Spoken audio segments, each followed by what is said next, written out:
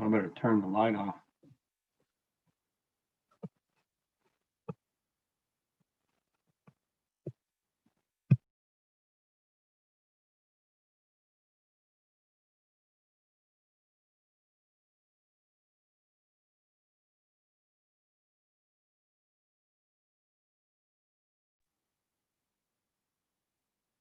I'm not used to setting this up in the house, Brad.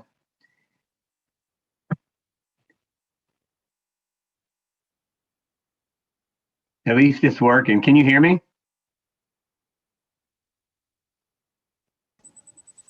Yes. Okay, good. I could lower the screen and you could see the LOL dollhouses and the kitchens behind me. I'm in Ella's room. It's the only little desk I can find.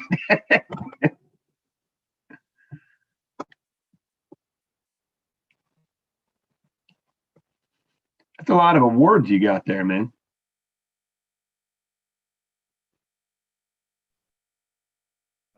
Well, the family works hard in the community, and we've been blessed with being recognized for that hard work. What I think those are butter pictures. Are those butter pictures? She's in one of them, yes. Okay, all right. Yeah.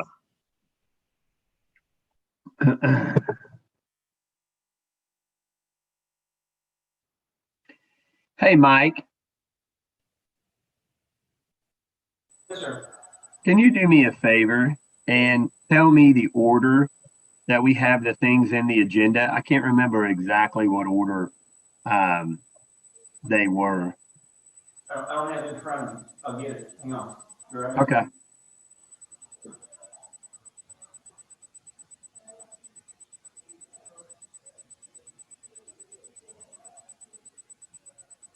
Steve, it's utility billing advancements, water, sewer, tap fees, CARES committee update, and 3rd Street parking based on Chandra's email. Okay. So 3rd Street is the last. Water. Oh, utility. Did you say utility billing was first or was it second? It's first. So you have utility billing advancements. Then you have water, sewer, tap fees as number 2. Oh, okay. Got it. And then CARES and then 3rd. Okay. Thank you. You're welcome.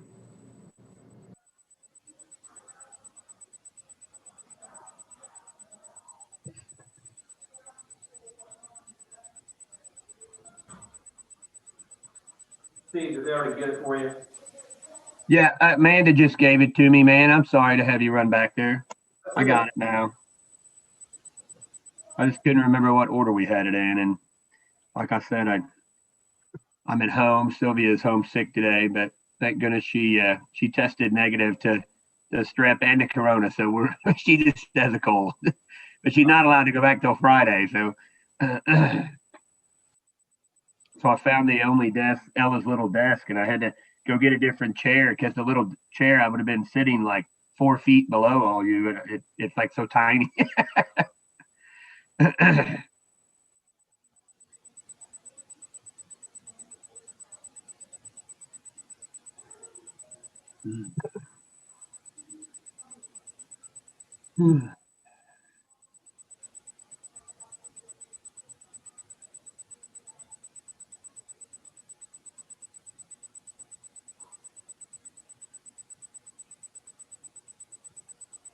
We watched what's it called? Name That Tune last night.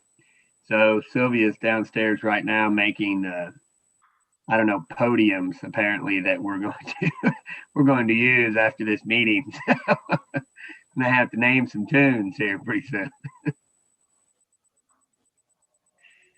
That was pretty fun to watch though. I haven't seen that. I guess I mean the new show, Randy Jackson, and I can't remember the other lady's name that does it, but these people were naming tunes in like one note. How do you do that? You have to know your music, I guess. I don't know. I don't think I could do it. That's for sure. I couldn't do it. No, especially the salt and pepper song that the lady got last night. I was like, how did you know that?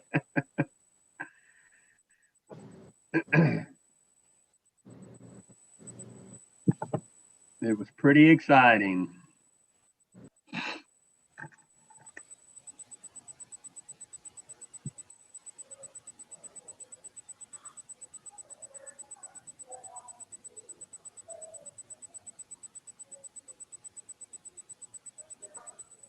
All right, I'm looking to see if we have a quorum. We do.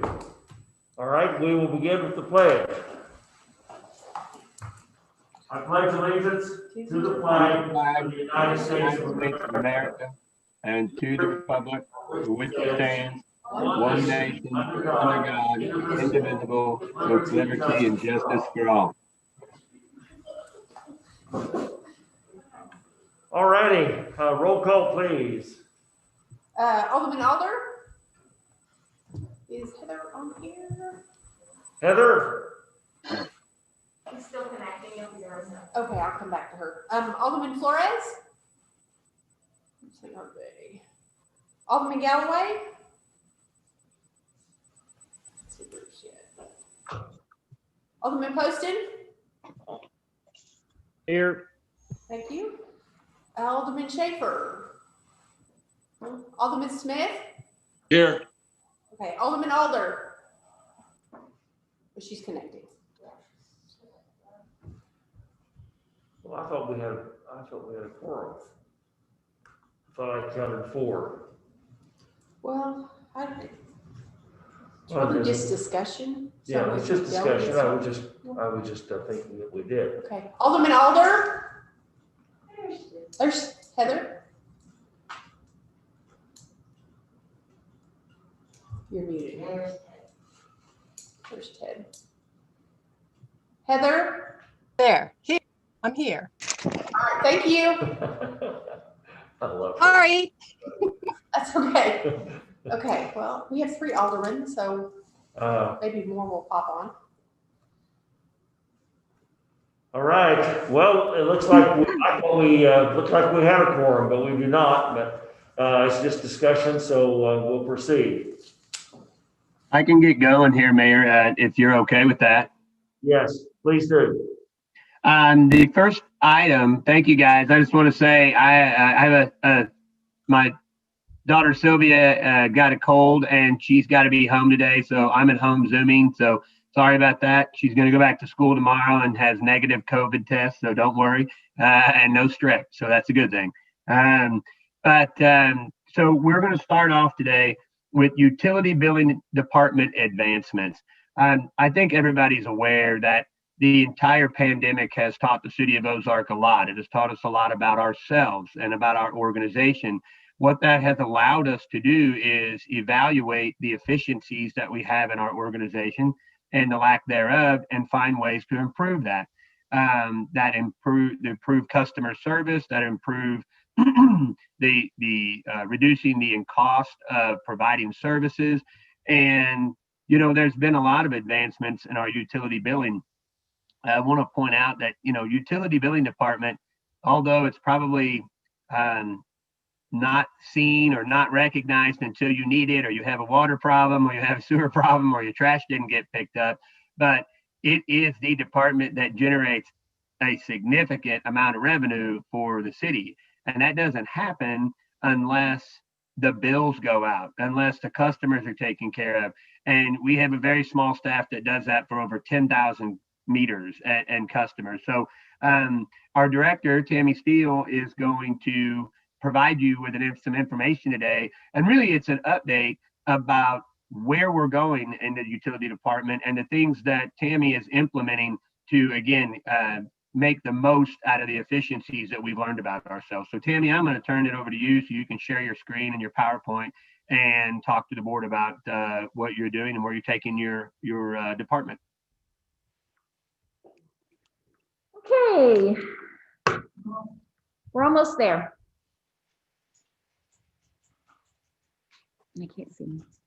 They can't. There we go. Can you see me? Can you guys see the screen? Can everybody see the screen? Yep, you're good. Yes. Okay, good. Well, y'all know me, I'm Tammy Daniels, and I'm the director of the utility billing department. And it's right, you don't see me very often, but I just wanted to come, like Steve said, and let you know some of the things that are going on here. Okay, I'll take this off so you can hear me a little better. This next screen is it shows the growth of our customers. I kind of went with 2009 because it was the last time that we put a new person on. When I first started, there were just 2 of us. And then in 2009, we put a 3rd person on in there. So you can see we have the amount of customers that we have, which is a growth of almost 1,700 customers and about 207,000. Hey, Tammy, I don't think I'm seeing your PowerPoint presentation. Samantha, all I see is something that says Board of Aldermen on the website. The PowerPoint's not showing up. Yep.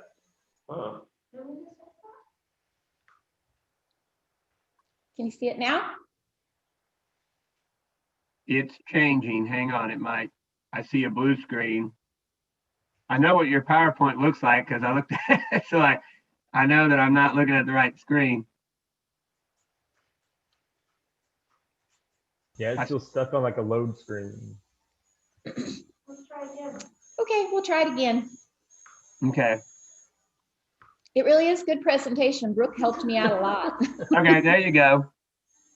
Yeah, now you're up. Okay, good. Okay, so here you can see kind of the growth.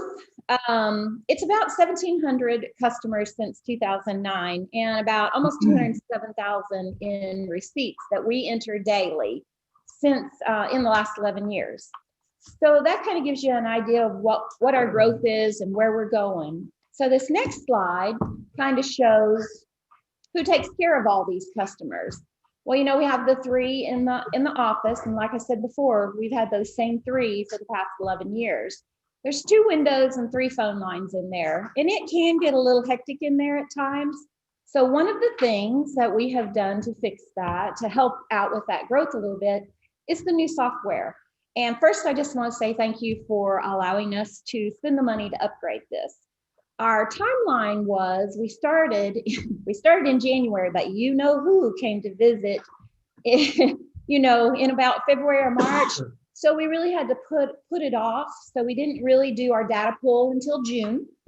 And then we went live in August. And if any of you have ever been through a data conversion, you know what it's like. I mean, when you have 10,000 customers with so many working parts, it was a very hectic time for us, but we have persevered. It's the end of 2020 and we have finally got it down. Some of the benefits on this, even though it was so painful to get through it, are fantastic. For one thing, growth. We will be able to grow to 20 or 30,000 with this software. The ease of collecting information, we can take that information and put it in so much easier than we used to. There's many new online features, and if you haven't been online and looked at it, you might go there because now you can make your payments. You can even sign up online, which has been one thing we've really been pushing. You can put your ACH information in there, put your credit card information in there, so that way we don't have to see that. You're responsible for that and can do that. Now, we still do it if people want us to, but that's just one of the many things. And speed, I cannot tell you the difference it's made. I used to have to run reports for Mary Edna that might take an hour, and now they take about 5 minutes. So it's been a great thing for the speed of processing and reports. And then also we're able to screen share. Used to, we could only look at one thing at a time. Now we can have 12 different little parts of the software up there on our screen at once. So it was a great advancement for the city and for our department. The next thing I want to talk to y'all about is what we're doing now is we're going to a no drive up window. And how we figured this out and what happened here was we had a staff member that got hurt and was out for about 9 weeks. And during this time, we closed the drive up window because we just didn't have enough people to work it. So while she was gone, we noticed that we really don't have that many people that actually need to see us or actually need to talk to us. We have a drop box out there. And I bet 90% of the people or 99% of the people are just dropping that payment in there. That's all they were doing at the drive-up window. So the majority of the people are putting them in there. So it has caused that noise level in our office to decrease immensely. If you've ever been back there, you know there's 3 girls put in that one little department.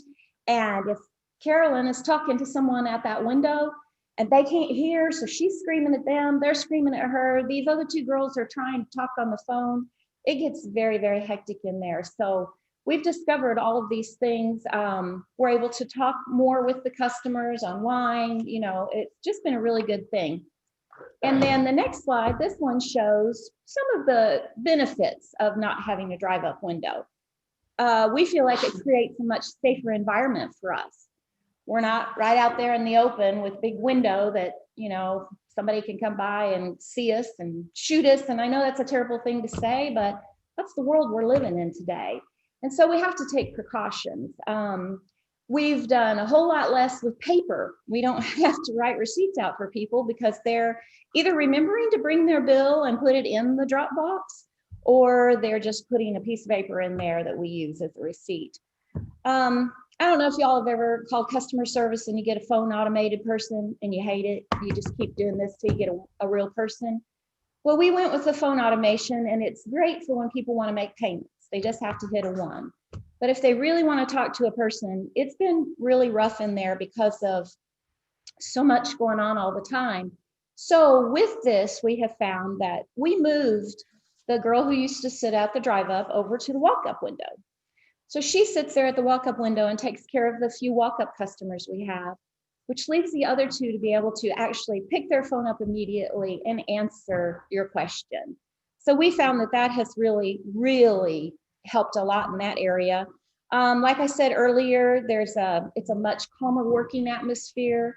And the main thing is, by doing this, we are eliminating the need for an additional staff member. We really are to the point with 10,000 customers and the phone lines and everything that we needed that. So when you, like I said, when the one staff member was out for the 9 weeks, well, the other one so it only leaves 2 in there.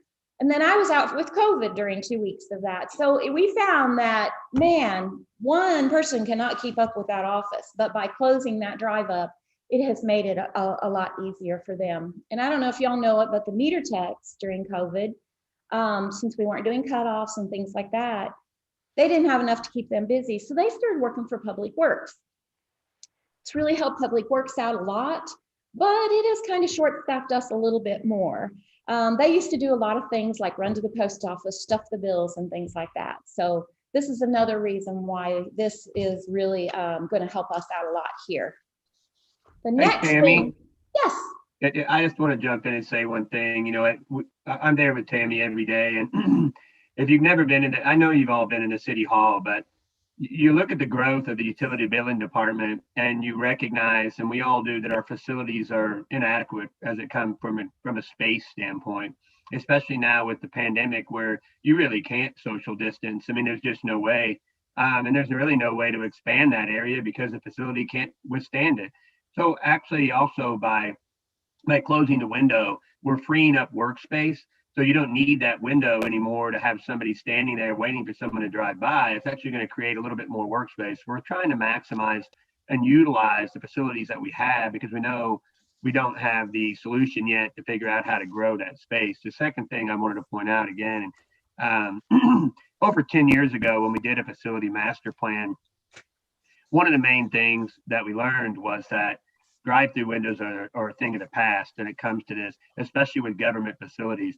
You know, just look at what recently happened down in downtown Nashville, you know, where somebody pulled an RV up and set off a bomb on Christmas. I mean, it was a terrible thing, but one thing they said was, look, you have to separate the potential for those kind of things to happen from your government facilities. You can't have that. And so we've talked over a decade now in our facility master plan that, you know, having those kind of automobile personal interactions, just not a good idea. Somebody needs to talk to us. They can come into to the more secure walk-up window. So that security item, I just wanted to point that out. So again, we're maximizing the efficiency of a very limited space, and we're trying to increase the safety for everybody in the building, that something horrible doesn't happen. So I really like those 2 points amongst all the other ones. But anyway, didn't want to cut you off. Keep going. The next thing I want to talk about is we're going to outsource our bill processing. We're going to go with a company called DOC, which is Document Output Center. They work closely with CUSI and our postage rate saver people. And so, as you can see in this slide here, right now, just for the bills, the envelopes, the return envelopes, we spend $785. With DOC, those costs will be $700. It's a one-time setup fee of $495 to set this all up for us. Now, the difference is this statement processing is $1,060. That's the monthly, but they'll charge us monthly to do everything for us. If you take away the 85 difference, it's about $975. So here's where we're going to make up that $975. I buy a printer every year, well, every 12 to 8 months, because they're just, unless I go with the massive one like we have out in the hallway, which I don't want to lock that one up when I'm printing. So I buy this HP printer every year, and it's about $1,500. Then we have to buy that inserter about every 3 to 5 years, because things break and they just can't be fixed. So we bought a new one in 2018. So a couple more years, we're looking at a new one of those. Our yearly maintenance fee for that inserter is $23.20, and our postage savings program yearly fee is $31.50. So being the little math person I am, I added all that up. I divided the $11,560 by 5, and that comes out to be $92.70. You divide that by 12, and that comes out to be $775. So basically right there, just that few things I could come up with almost makes up that cost. We're $200 shy of making up that monthly processing cost. Now, some of the features that they will do, which will still save us money, is you can see this where it says less return envelopes. What that means is we have a lot of customers that pay ACH, Vanco, and tokens. If you don't know what those are payments where they set them up themselves so they don't have to have an envelope. It literally will know those people by a code and will not put a return envelope in their bill. So we're saving on return envelopes. Then the other thing is, right now, say the school, I think they get 20 bills, and we send out a bill and a return envelope to every single address because we don't have a way of doing that. Their system will pull all the people with the same address and put them in one envelope with one return envelope. So there's going to be an additional savings there, which I can't really give you any statistics on that either. And then one other little thing that I noticed reading through this and talking to the guy is, they will have the ability to put inserts in our water bill for city purposes, like when we wanted to do the tax thing. Our little inserter we have does not do well. It will, but it takes days to get it to work, where they can, for a very nominal fee, I think it was like 0.005, they can put an insert in our bills for us. So I think that's kind of a real selling program. It offers a lot of things. Those are just the highlights of the things. So the next thing is staff time. Hey, Tammy, I'm going to jump in again. Okay. I just have to. I just can't. That last slide, I mean, this is probably one of the biggest advancements. I mean, the software that we did and the drive-up window, that's just a no-brainer. But the outsourcing the bills, I can tell you firsthand, when something goes wrong and it's time to get the bills out, there's no choice. You don't get to say, oh my, I'll get the bills out later or anything. Those bills have to go out. And if you've ever stayed there till 8 o'clock, 9 o'clock, 10 o'clock with Tammy, and I have, and I know, and you're stuffing bills manually, or you're calling in the OC staff and going down there and trying to put inserts in bills, it's ridiculous. It's like the 1800s. This is definitely going to be a move in the right direction to be more progressive for the city of Ozark. So I can't stress enough how, and I love the savings you showed, and I think that you can obviously quantify the savings, but just in the time that it takes for one mistake to remedy one mistake is just you can't put a dollar figure on that, because I've seen you there on the weekends. I know. I mean, it's terrible. So it's really going to help reduce that stress load and that uncertainty that, oh my goodness, are we going to get the bills out on time? So anyway, just another great advancement that we're recognizing, So Zen, sorry I cut you off. Keep going. And he's right. And another savings, that's just the savings I could really give you set dollars on. The rest of the savings is printing time. I spend personally 3 to 5 hours, depending on which billing cycle it is, actually printing those bills. And then the stuffing.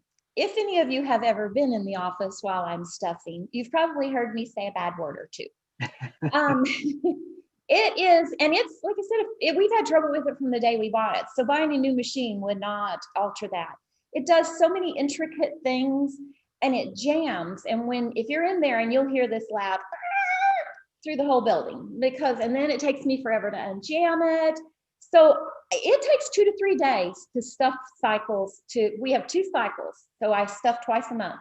So it'll take me 2 or 3 days, and because it is so noisy, I like to stay later so that I don't have to bother the rest of the office by all that noise. So I do stay a lot of times, late trying to get it done. I found out during COVID how difficult that was. Now, I was able to do the billing from my house because I had a remote in. So I was able to do the billing from my house, but I didn't have a printer at my house or a stuffer. And it was really hard because we were shorthanded already for those other girls to get all that done. But we did get it done, but we just feel like this is the next step in our growth. We also spend a lot of time taking the bills to the post office, going to the post office and picking up the trays, ordering, storing, picking up the bills in the envelopes. So I can't really put a time or a dollar figure on all that, but you guys can see where we're going with that. So my timeline on this is now. We need to get started on it right away. The company tells us it takes 60 to 90 days to set all this up. And then we have about enough bills to get us through May. So if we get started on this right away, then we should be able to probably, with our June 1st billing, have them start sending the bills out for us. And then I just have one more thing to talk to you guys about, the dreaded summer sewer average. If you all live you do, I know you all live in Ozark, you know what the summer sewer average is if you water your lawn or if you have irrigation. So basically, this next slide just kind of gives a little extended version. Next one. So we take the January, February, March bill. We come up with an average because we say that's when people don't have a whole lot of company, Christmas is over, they're not watering yet. So that's basically what your average is. We run that from May to October, which is your April usage, but it only goes through to about your September usage. Well, how many of you were still watering in October if you have irrigation systems? Almost the majority of our customers are. So I feel by extending that one more month, say, okay, we're gonna extend the summer sewer average through November. That's gonna get all those people's October usage and I had no idea. Apparently the guys who go out and fix your lawn, that's when they seed and sod and straws in October. And we get, I can't tell you, the day we send out November 1 bills, we all want to quit because the phones never stop ringing with people saying, I'm still watering my lawn, and I need that break and blah, blah, blah, blah. And so we really try to work with people. We will give adjustments, but it's just a lot. So by extending that 1 month, that's going to save a lot of time for us. And I think it'll make the people happy too.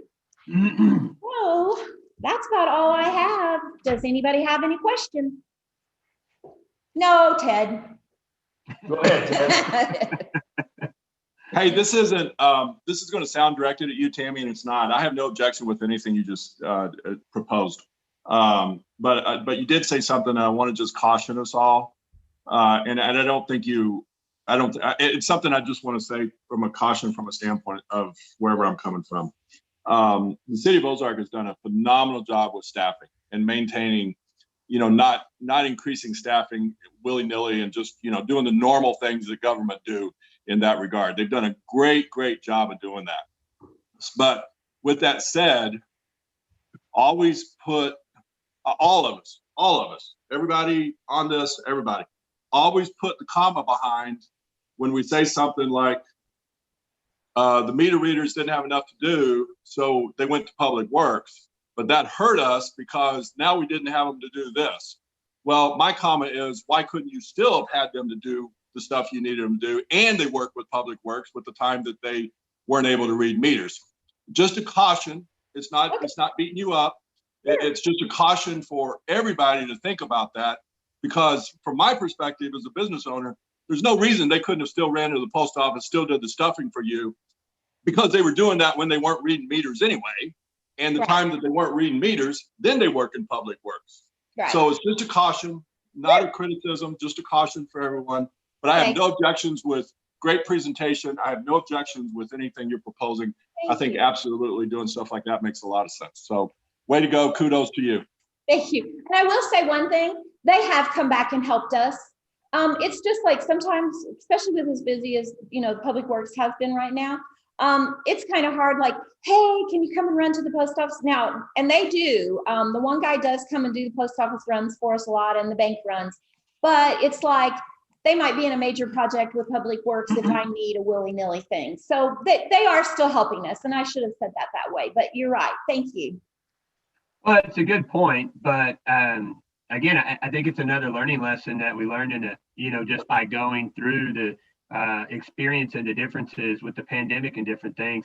It just makes more sense to save the money by having those be full-time employees of Public Works and then actually assisting, so by splitting that gave our Public Works department a lot more assistance with doing the daily routine water, sewer sort of operational service things that we didn't have, exercising the fire hydrants, exercising the water valves, just doing that regular maintenance that we would have had to hire a whole nother person for. And we realized, why would we hire a whole nother person when we've got literally 3 very strong staff members that can do all these things? And so yeah, it was a great realization and a very good point though, Ted. I mean, we always have to be careful with our words. But yeah, it was something that we recognized and we're like, wow, we can really benefit from this. Everybody can benefit from this, both the utility billing department and the Public Works department and the citizens, because they'll have a better system. Sorry, Alderman Poston, I didn't mean to cut you off. Nathan and then Bruce. Yeah, Tammy, great job. I love presentations that have an ROI. But the second piece, would you walk me through the summer averaging again? What is the net effect of the change you're wanting to make? Okay. It's really it really doesn't affect our income too much, because we actually do end up giving those credits to people, which if you ask Mary Edna, she gets on to me all the time when I make adjustments in our system. But I with the auditor, I make sure that every adjustment is reason why. So it's really the benefit of it is basically to decrease our phone calls and for me to have to calculate and give people credits. It really doesn't affect our income much, because if they're still watering outside, that water is not going through our sewer system. So we're really not losing anything. So you feel that it's capturing the cost of the water without requiring the homeowner to pay the cost of the sewer. Right. And we still get the water. I mean, we don't ever give breaks on water. We only give that break on sewer. And so if they, are still watering outside, because I can look at their January, February and what, usage, or in December and, November's usage, and see, oh, these people only use 2,000 gallons. But yet they sod it, especially all these new houses. Seems like they all sod in October. They put sod down, and their bill was, they used 12,000 gallons or 32,000 gallons. I mean, it's not even, I can tell you some of the bigger homes in our area will use 50 to 80,000 gallons of water, but they only use 2,000 gallons of sewer. So that's it right there. And by extending that 1 month, I don't think we would lose a dime, other than it will save time on us having to give the credits and the phone calls. Okay, I would like to. And we've had many people ask us to do that over the years. That has been a request with a lot of, well, we're still seeding and watering in October. You need to extend that. I've been fighting this battle for about 10 years. So I finally gave in. Let's extend it. So we're collecting 100% of the actual cost of the water. We're just giving a summer sewer break. I'd like to jump in and say, just from an environmental standpoint, one of the things I would like to see is us maybe increase our education and outreach as it pertains to please conserve water, because when you go from 2,000 gallons and you're watering your lawn in October so that your lawn's greener than the Joneses, and you use 40 and 50,000 gallons of water, that's treated water. That's water that Jeremy's department has to, run through our system and chlorinate, and goes into our towers. I mean, there's all the cost of that. So I would just like to say, I think one of our next steps in our education outreach, and also working with James River Basin Partnership on those things that they do, is that, listen, you're using clean water, potable water, and you're putting that potable water, you're adding nitrogens to it, and you're putting it into the rivers. So we just got to be conscious of that. And I think that there's an ongoing education campaign there, an opportunity.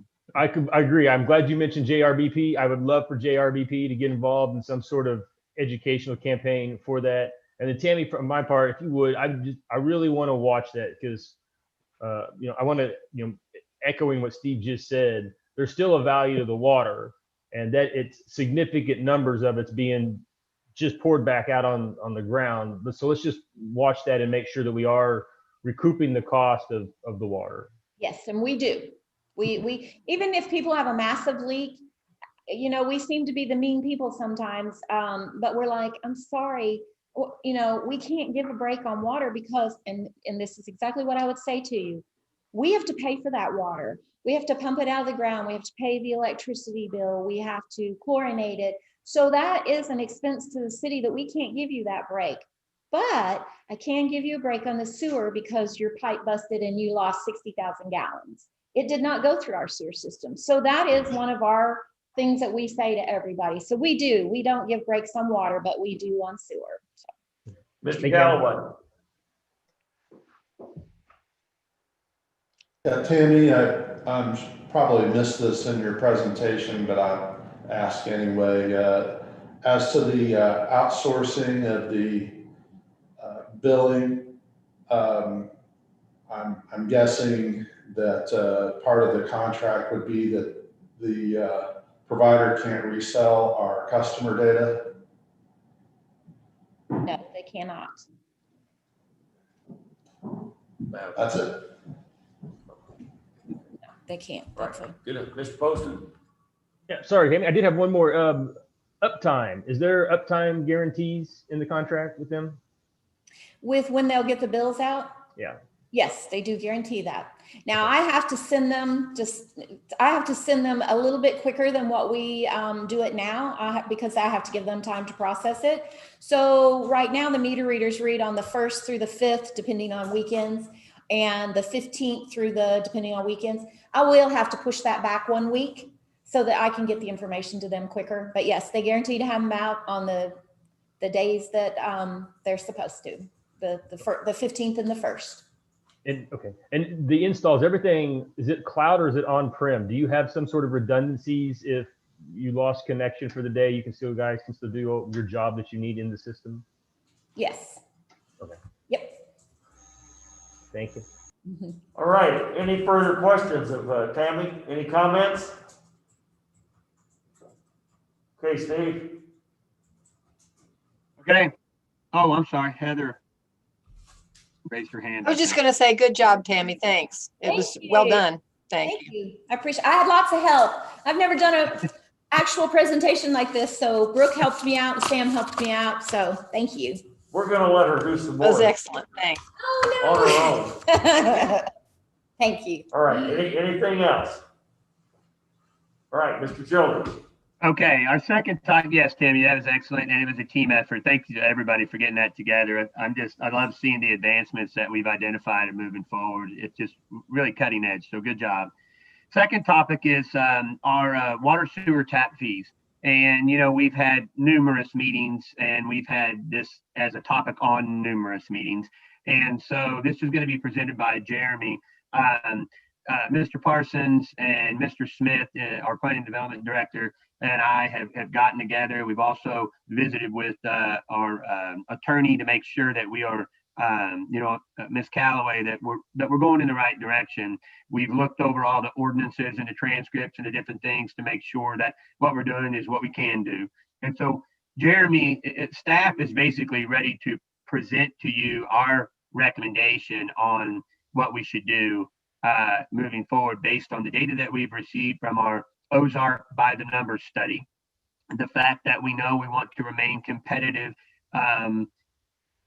with our other communities, but that we do need to try to recapture the real cost of certain things that are out there. And so this is our staff's recommendation of, hey, we would like to bring you an ordinance in February, and this is what the ordinance would do to modify these tap fees. And so Jeremy's going to present that. Now, I realized that in the last meeting on Monday that you had the ordinance in front of you about whether or not to increase the existing sewer connection fee by 3.5%. You're going to see in this presentation that based on Ozark by the numbers and based on our effort to, again, like I said, get to a point where we're collecting the real cost, but not doing so fast that it causes a concern in the development community or puts us way out of whack with regards to being competitive with our neighbors.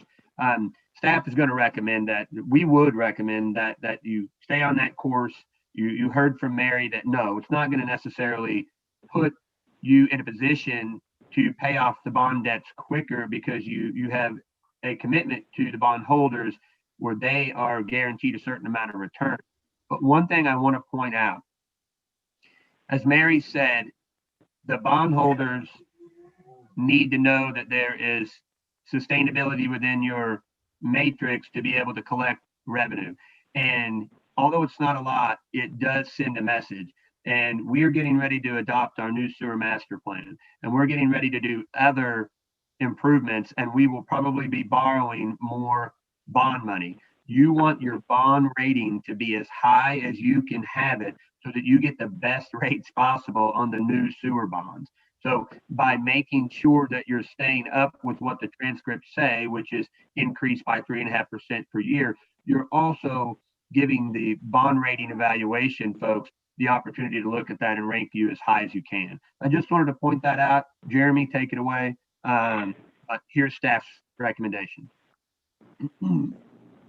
Yeah, thanks, Steve. After discussing this multiple times and doing a lot of data collection, I think, it's really important to note that Ozark by the numbers, that was a number we were searching for a long time.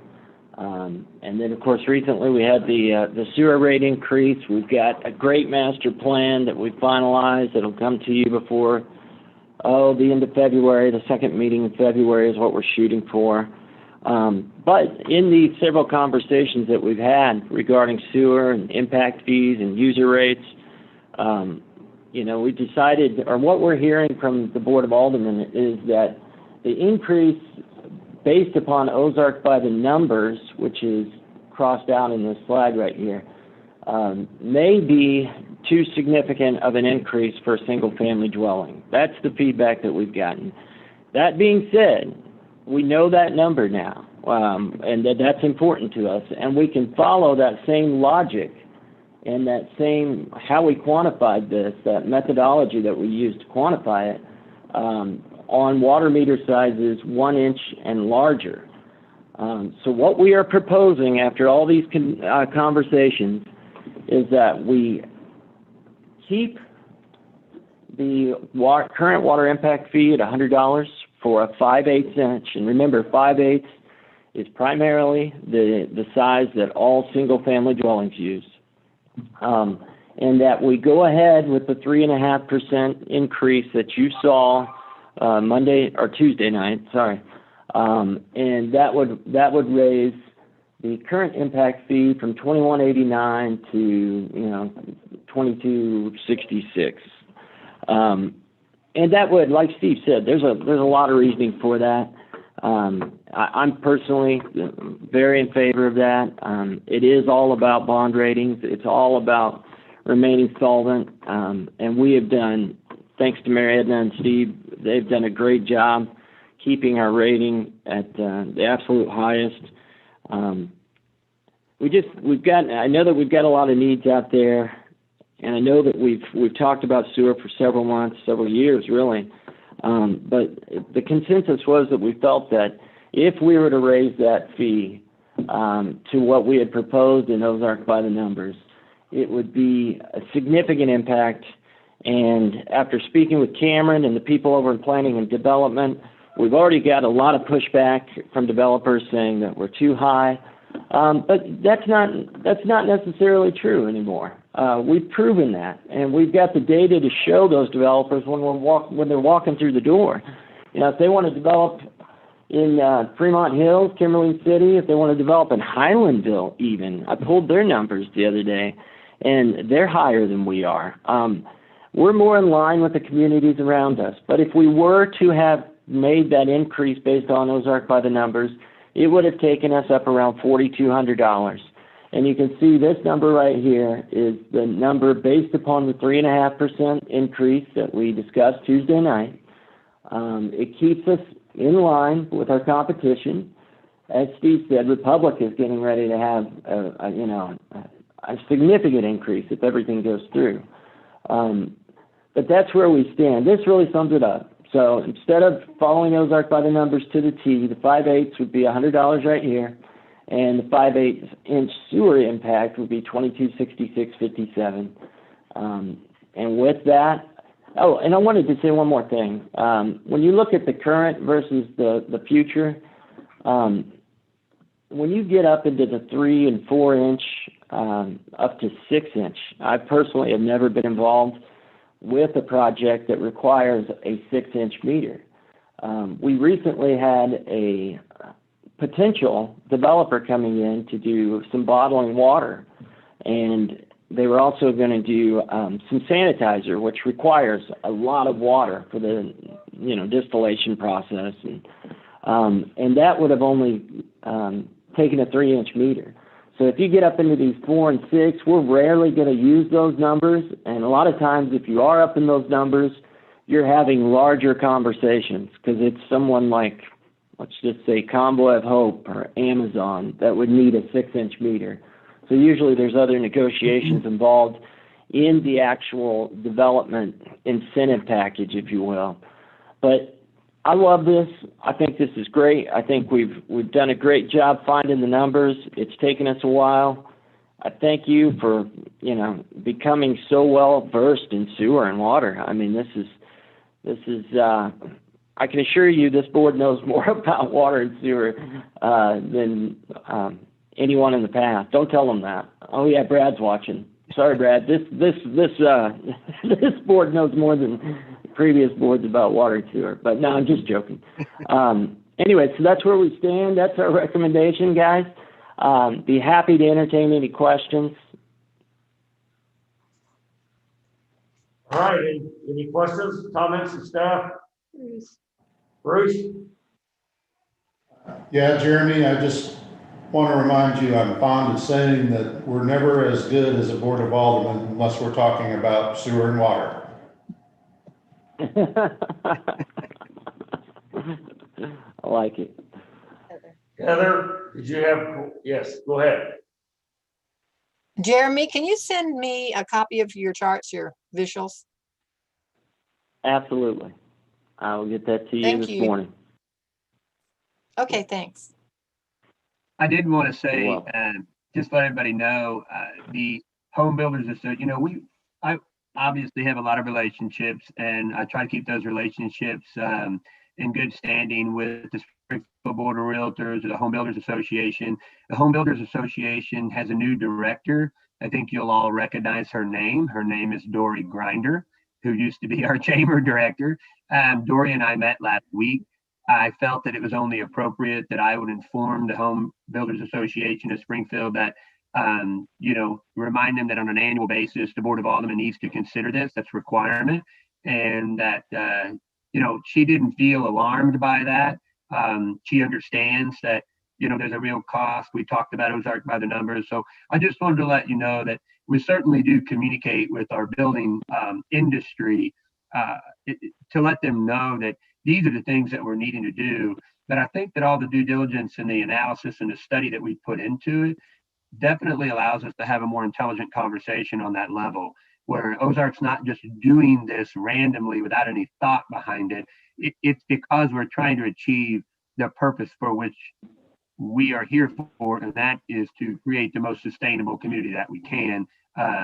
That's balanced for everybody who's in it. So I just wanted you to know that we are having those conversations and keeping those relationships up, and they're aware. So nobody's should be surprised, but there'll be some, I'm sure. But anyway, just wanted to let you guys know that. All right. Any further comments or questions? I cannot see everybody, so I don't know if they're, Mr. Poston, you have a question? Yes, sir. Jeremy, the larger, so you said a 5/8, that's a common, that's home. Run through the others, the 1 inch, the 2 inch, what sort of projects are we looking at?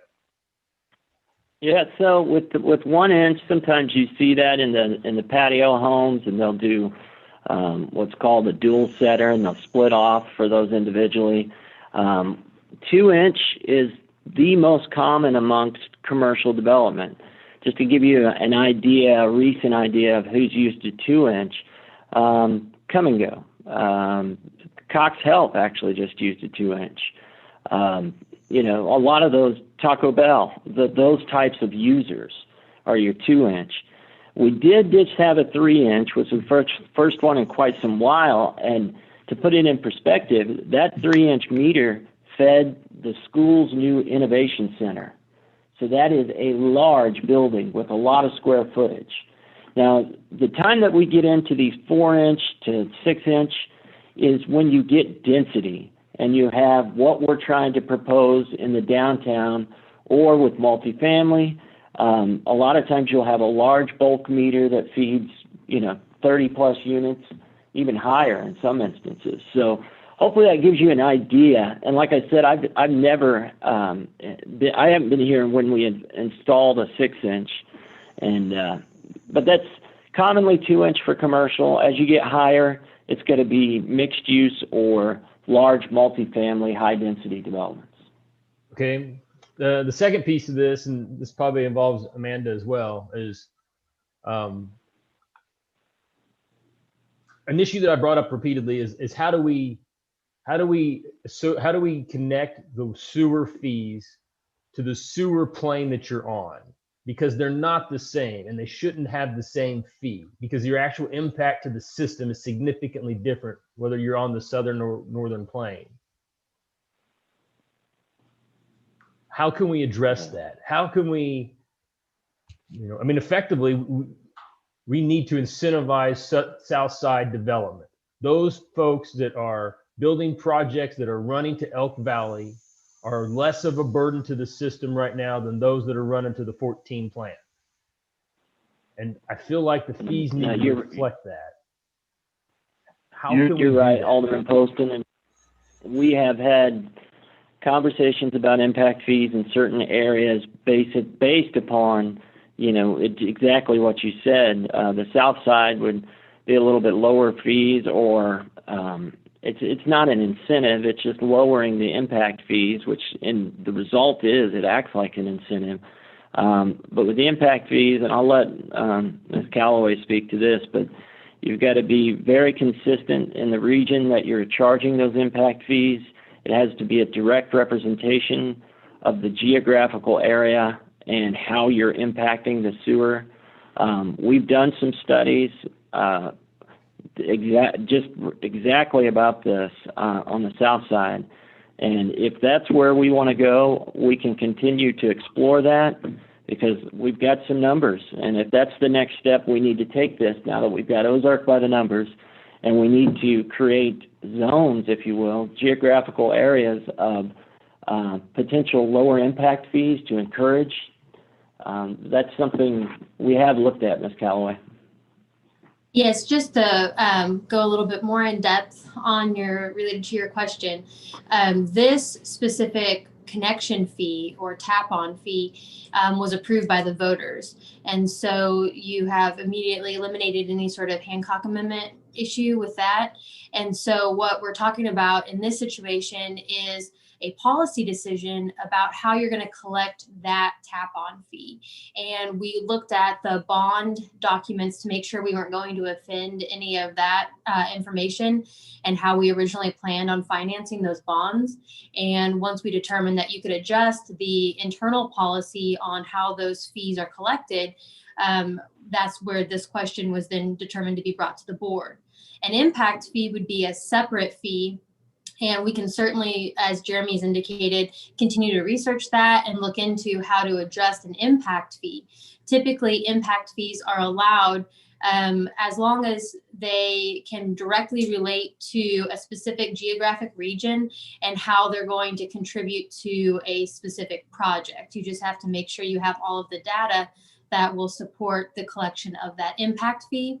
But the impact fee would be a separate fee from this tap-on or connection fee. And I know we're talking about a lot of words with the title fee, and it's just important to note that since we do have the Hancock Amendment in Missouri, we have to ensure that we're not, violating that or causing any issue with that. All right, Mr. Galloway. Hold on, sorry, Rick. Sorry, I was muted. I had a follow up. All right, go ahead. So Jeremy, correct me if I'm wrong. We're running at 20% capacity at Elk Valley, right? Somewhere around 20, maybe a little north of there now. And we're 80 at Jackson Street plant? That's a good round number as well. Okay.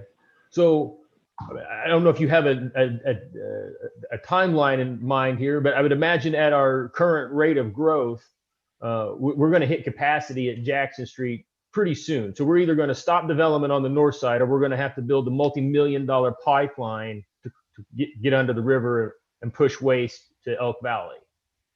And it doesn't seem right to me that development in the south side should have to pick up the tab for that north-south pipeline. And nor do I ever want to have to throw the brakes on development. So we have to find a way to push waste from one plane to the other. We have to build a pipeline somewhere in here, and that cost needs to be borne by the development that's causing the problem. No, I completely agree, and that is based upon our priorities within the master plan. You've heard this a lot, but flow equalization is the key. And that is one of the first projects that we take on. I completely understand the logic behind, the north versus the south in this case, and how we share those costs and how those costs are directly related to the capacity issues that they have created. We've also, starting this year, we are doing some fairly significant upgrades to the old plant just so it can function more efficiently. Those are changes that needed to be made from a DNR standpoint, but it also allows us some time to get that flow equalization in place. So, I mean, you nailed it as far as what our concerns are, and I just want to make sure that everybody knows those are our priorities. I think if this is the way we're going, we've already got some great numbers, which I think I shared with you, Mr. Poston. We called it a pay-to-play study, which is not a very politically correct way of saying it, but it was an impact fee study on the north versus the south. And I just, like I said, if that's the direction, I'm 100% on board, and we'll get you something now that we've got Ozark by the numbers, and Ms. Calloway has dug through all the bond transcripts. That was a big question that was hanging us up, and now she's well versed in that. So that's the direction we'll go. Well, I don't want to propose a direction right now, but I do want to propose that we start looking at that. What's it going to cost to transfer waste, and how are we going to pay for it? And we need to start having those conversations. That needs to be on one of the upcoming breakfast agendas.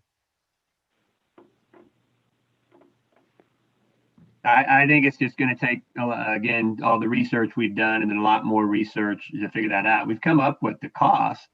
You know, we know what it essentially costs to build a new pipeline down to the Oak Valley, and we know what we're having to do with the major lift station improvements and the siphon under the river and stuff. The fact is that it's going to take years. It will take years to implement that plan. But yeah, I think we just keep gaining more data. And just like we do with any topic that's a long-term topic, just keep bringing it and bringing it and bringing it until we sort of hone in on what direction, as you just said, what direction we go next, you know, about that topic. So we'll just keep researching it and maybe bringing different pieces of that research to the board to provide more clarity and specificity about, you know, the different parts of that. Because there's many moving parts to the actual solution. So, Jeremy, did I say that right? Because it's not just one thing or the other. There's just lots of pieces to it. So, yes, a lot of pieces to it. But fortunately, now that we've got the master plan solidified, we've got the pieces to start putting that puzzle together. And now that we know more about the bond transcripts and everything, so we've come a long ways with data collection in the last 3 years. So, yeah, you nailed it, Steve. Okay. Okay, Mr. Flores, then Mr. Galloway. The only thing I would say about trying to, you know, change the fees from one side of town to the other side of town, I understand that, you know, it'd be better for us if people wanted to build south versus north. But I think that if we have developers coming in and they want to look at a piece of property, I don't think the impact fees being a little bit higher on the north side is going to make them say, hey, I'd rather go to the south side, or vice versa. But the only thing I would caution us against, though, is not having a uniform plan, especially if we're one city and we know we have upgrades that we have to do. I think that we should be looking ahead and making sure we're collecting that money to do the upgrades we have to do no matter where we're growing, especially if you're already having a tier 1, tier 2, and tier 3 map. And we know, I believe we have a lot of tier 1 areas that are going to be not on our southern plant there. So the only thing I would think is if we don't think we're going to collect enough money to do the upgrades that we need, depending on where the development goes, then we might look at that overall. But I think punishing people for building one area versus the other in a way that's not really going to encourage development being in one spot over the other, I think we should caution against that personally. Mr. Galloway? Well, I'm actually interested in Jeremy's response to Mr. Flores' comments. And by way of background, I think there was board consensus at some point to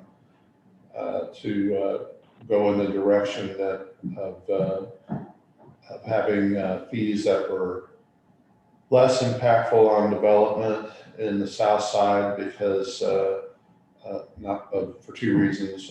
One was the south side does not impact, the development on the south side isn't as impactful on our water and sewer system, given where the plant is at. And then secondly, development on the south side tend to have citizens, if they live there, shop in Ozark and be more involved in the community, and less likely to identify with being Springfield citizens who have an Ozark address.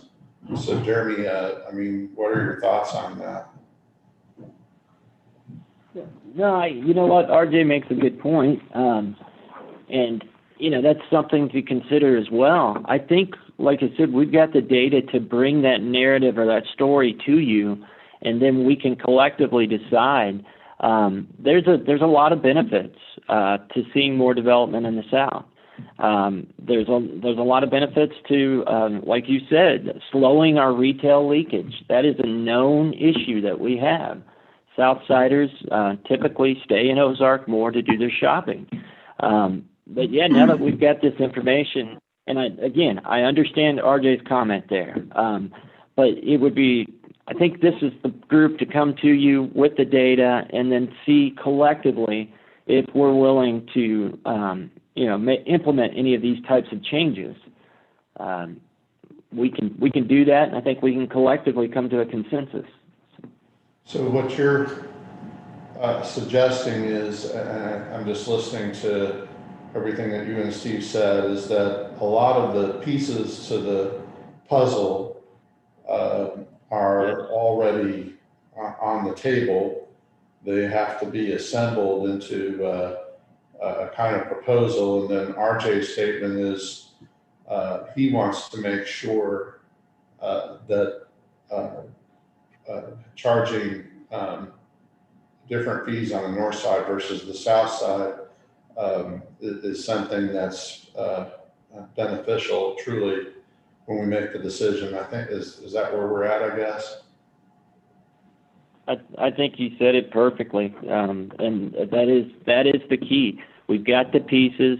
We've got a really well put together capital outlay schedule that shows all of those major components and the projected cost estimates for those components that we know we're going to have to tackle over the next 15 years. And then we went on out to 30 years. Now, 30 years is a lot can happen in them, but we know we broke it down into 5-year increments for the next 15 years and outlined every major capital improvement we know we're going to have to make based upon the projected growth and the situation that we're in right now. And those are the pieces that are so critical to making an educated decision on this issue, the impact fees. And then I guess my final question is, understanding there's work to be done, the concern that I have is that an idea that was consensus, Board of Aldermen may still have considerable support, doesn't drop off administratively, so that we can't put in a policy, as Amanda was talking about, if we chose to do so. And I guess my comment would be is, we've kind of talked about this over a couple of years. I'm wondering, a time frame, to put something on the table so we can look at it and make a decision as to whether we want this to be policy or not. I think that will be coordinating with our city administrator and our city attorney, and I think that type of discussion is completely appropriate for these types of meetings where we can have this open dialogue and communicate with one another.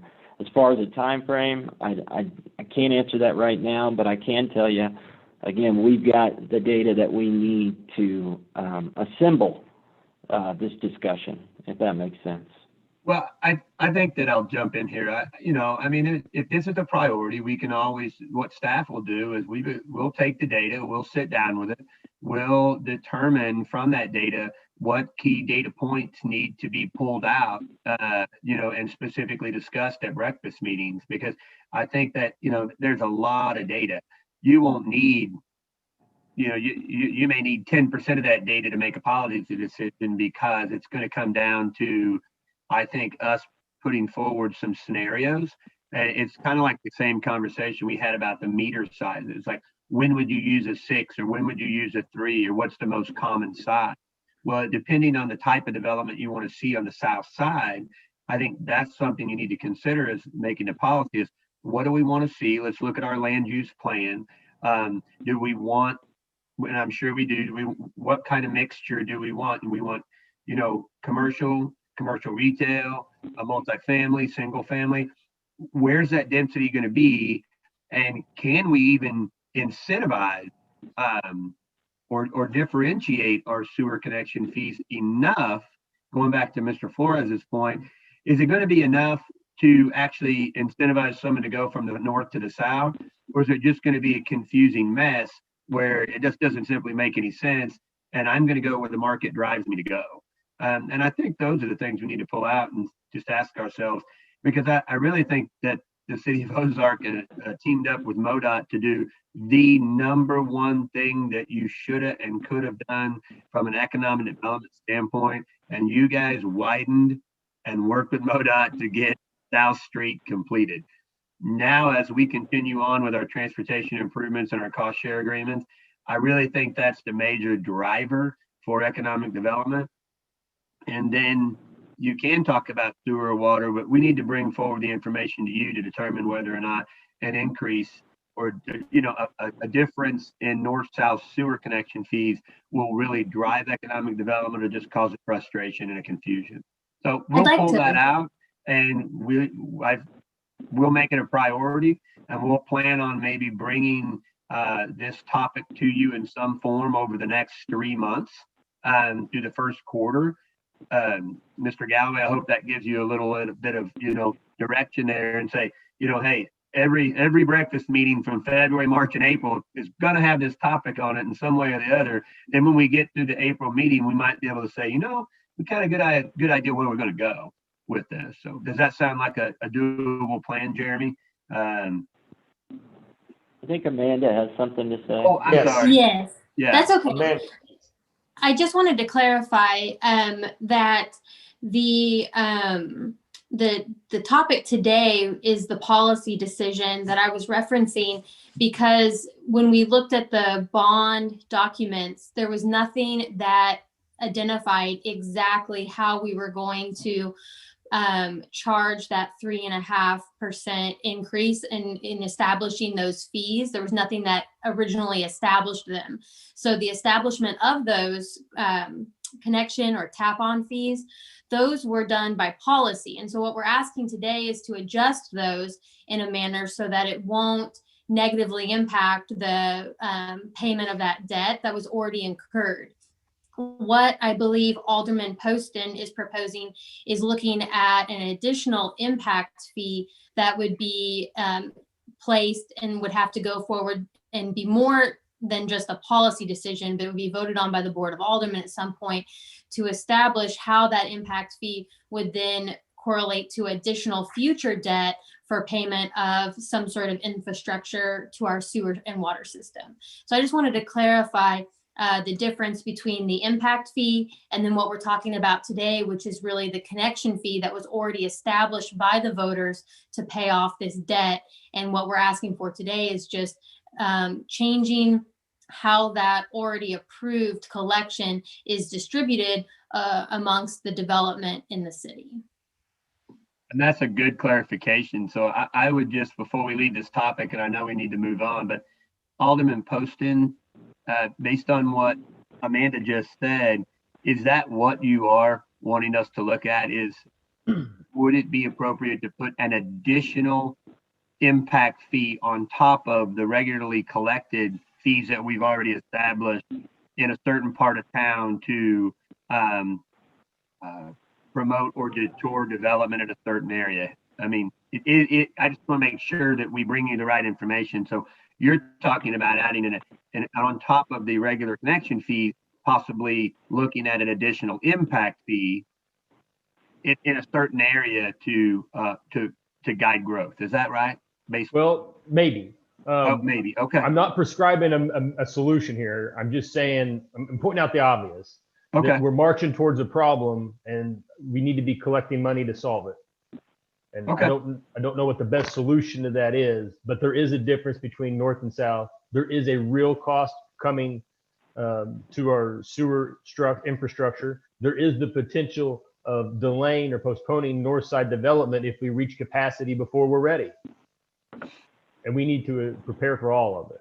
Okay. Well, no, that's, I'm glad that Amanda said what she said and that I got to ask that question, because that puts it in more perspective for me to know exactly what your concern is and what you're wanting to look at. So like I said, I think that we'll just keep the topic on and kind of have it be a rolling topic every month, and bring you a new piece of information or a few new pieces of information, and staff will work together and bring that to you to try to evaluate all those options.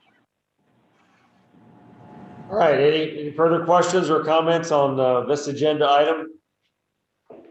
I got one, sir. Okay, Mr. Smith. Thank you. It's kind of on this topic, but I'm going to encourage, and this is probably going to happen after I'm gone, but I would encourage, you've got to look at the entirety. I think Mr. Poston and what he's doing is correct. We've got some long-term problems coming if we're not addressing them now. We all know that, but we've also got big picture things, and it might be, Steve, and it's all difficult to coordinate and everything else, but it might be beneficial at times that the city does annual retreats to solve just these problems. And when I say these problems, to me, I'm referring to infrastructure and the cost associated with that, types of housing, density, more multifamily, whatever, but neighborhood communities, those decisions of what we want those things to look like. And the question that maybe is overriding all of it is, who is Ozark? But all those things flow together. And I wouldn't want us to solve one of them without looking at the entirety. And I think we've got so many complex, complicated issues on the horizon in the city that big picture, it takes concerted effort, and it's going to take more than what we're doing now. That's not a slap to any staff or any board member or anything else, but just more than what we're doing now if we're going to get this right now for later down the road. So you may just toss it around later about some structure of keeping this in front more than maybe breakfast meetings, or if it's breakfast meetings, I would suggest just one at a time, one thing, and just keep building on it. But those three things, to me, if I'm looking at it from my perspective, those three things, infrastructure, types of housing, density, zoning, all that stuff, and who is Ozark, to me are the three biggest threats that are facing us in what I see in the future. So for whatever it's worth, whatever that means, I think we got to look at all this in big picture. I think Mr. Poston's exactly right on the infrastructure with water and sewer and everything else. And I think that, but all these other things go together with it too. So anyway, I'll shut up. Duly noted. Okay, Mr. Childers. Going on to our next topic, we just wanted to bring you up to date and give you some information about how Ozark worked with the Christian County CARES Committee. The CARES Act, there were different ones, and then the last one came along, which provided the state with money. The state doled that out to the different counties based on population. They got a certain amount of money, and they had to create CARES committees. And so,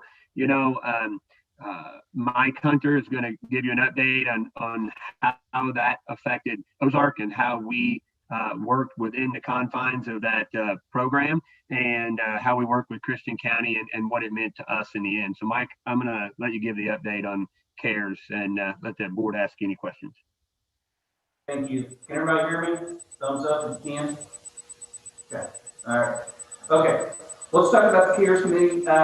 First, I think really we talk about the Christian County staff that supported the CARES Committee. The primary interface we had were through Todd Wiesenhand, through the Resource Management Center. Todd kind of took the lead and was kind of one of our major resources that we went to. We got a lot of support from Amber Bryant, who's the HR director for the county. She helped us out a lot later in the process. And then also Karen Matthews. Karen does a great job, and she's the one who's actually been taking care of writing those checks. So the other thing I think we need to talk about is, our expectations when this started, we weren't really sure what we could get reimbursed for. We felt like we'd get reimbursed for, specific COVID expenses, for anything we did from a health and safety standpoint, for sanitizers and for things that we used to make sure we were eating safe, masks, those types of things. And so that was some of the initial requests that we made, but that soon evolved into some additional things. So we really didn't know what the expectations were. The committee was easy to work with. I thought they were very transparent. They had a weekly meeting that the citizens could attend and listen as they talked about their request. But as it kind of got rolling, they got some clarification and there were some opportunities to be reimbursed for public safety costs. So essentially, costs for our police department. So initially, we thought that was going to go like during the stay-at-home order, which was a defined period of time. So we submitted some requests for that. But later they came back based on some clarifications they got and said, no, you can request reimbursement for public safety for a longer period of time. So with that, had a lot of people at the city that helped put this together. I kind of worked as the administrative point of contact, but the real people that were behind it was everybody that helped us get the documentation together, get the receipts, the invoices all put together. So with that said, we made requests for $1.79 million in reimbursement. And the county to date has reimbursed us for $798,000. And I've got a breakdown of what that does. I didn't want to put it on the screen today, but that's definitely something we can make available. There were some things that we requested, and timing became an issue because there were just so many requests from so many different stakeholders in the county that the $10 million kind of ran out before some of the key requests were processed. And two, that I think probably would have been considered if we had more time, were the request for a significant reconfiguration of the municipal court and an opportunity for the police department to build a actual locker room for the staff. Those two got denied, and I really think that was a timing issue. Ms. Calloway and the chief, I thought, did a great job working with the architects to come up with configurations, getting that costed out. But the problem was we didn't know that St. Matthew's Church was leaving that space in the police plaza until very late in September. So by the time we could get all the documentation together, get an architect to give us some drawings and some recommendations, the county actually, it kind of ran out of money. So that's kind of the reason those two didn't get approved, and it's regretful because I think they were both definitely projects that would have helped us from a health and safety standpoint, especially in municipal court from a social distancing standpoint. There's definitely some upgrades that need to be made there. It would have given the chief an actual locker room, which could actually be very helpful if you had anything that happened to an officer while on duty that they needed to go to decontaminate or clean up because of the potential that they were exposed to either COVID or even something like fentanyl or something like that going forward. So again, I think the county did a great job. They were very helpful. They educated us. They really kind of said, hey, guys, I think this is not going to get reimbursed. They really helped us with the reimbursement on public safety. And the public safety reimbursement actually was about $760,000 of the amount that we got reimbursed. So with that, open for questions. Mr. Smith? Thank you, Your Honor. I'm very happy with everything we got, but I'm not happy that we missed opportunities. So that's all I'm going to say. All right. Any further questions of Mr. Hunter or comments? Mike, thank you for putting all that together and getting us what we did get. So. Well, it wasn't me. It was everybody on the staff that supplied. Well, I understand that, but I identified the request, so appreciate that. But you kind of rounded up the resources to get it, so thank you. All right, Mr. Childers. Okay, wanted to bring this topic up. Some of you are extremely familiar with it, and others will become today. So, as you may or may not know, the city of Ozark owns a small parcel of property in downtown adjacent to 3rd Street. It is in the back of some buildings and kind of right over there by the dentist office, right behind Stacy's Sweets. You probably all know where Stacy's Sweets is. It's the cupcake company. On that property, the city of Ozark it's a parking lot. It used to be a building. The building was torn down. That parking lot was repaired and actually now consists of 8 parking spaces on our property. That has become a point of contention. The fact is when we first created those parking spaces, nobody was really, fighting over them or clamoring to use them. Then we had a new business that moved in just south of that area, which was the new dentist office. Glad to have them in town. They didn't really have any parking areas. They don't have any parking areas. So we began to lease those parking spaces out. The dentist originally had 6, and I think now they may have moved it down to 3, which is irrelevant for this discussion, really. But the point is you know how limited parking is on the square, and the city has these parking spaces. But again, it's become quite a problem, and we're going to explain that problem. But so we made a map, and Samantha has information on this too, because she's been working with the fire department and about certain requests we have gotten to maybe find a solution of a parking issue we had back there by putting in a fire lane. We're going to show you the issue associated with that. So Sam or John, can you pull the map up so the board can share that screen?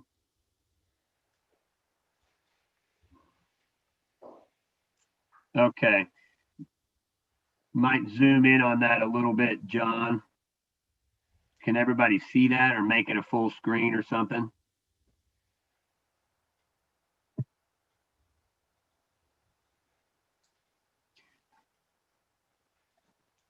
Can everybody see that? That's about as big as I can make it on my laptop. That's good. Okay. Well, anyway, we'll continue. It's small on my screen, but maybe you guys can see it. I don't know. What you're looking at there is the property. You can see the word City of Ozark. We have a 2,300 square foot parking area, and we have 8 parking spaces that are basically what, John, 9 by 16? Yes. Yeah. You also see the property lines on there and the property owners. And you'll see that one of the issues that we have run into is if you go to the north, there is a northern property line, and Ozark Square Properties owns the northern part of that. So you enter from the south, and where there's a driveway that is basically primarily on the city property, but also exists on some of the other properties. And there's also an access easement, a recorded access easement of 10 feet that runs north and south. The problem is that access easement only goes to Mr. Galloway's property line, or the southern boundary of Ozark Square Properties. At one time, there was a dispute, and the Ozark Square property owner put up a tape along that property line, not allowing for anybody to cross his property to actually utilize the northern ingress egress point.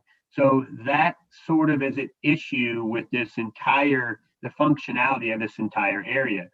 I also want to point out that you see the fire lane. That is something that has recently come up where the property owners said, listen, and the users of the parking spaces said, we are renting these parking spaces from the city. And the problem is that other businesses on the square either have their employees or their customers park in the access easement behind those parking spaces. And because that happens, that does not give the people that are in the parking spaces enough room to pull out and turn around or leave the area.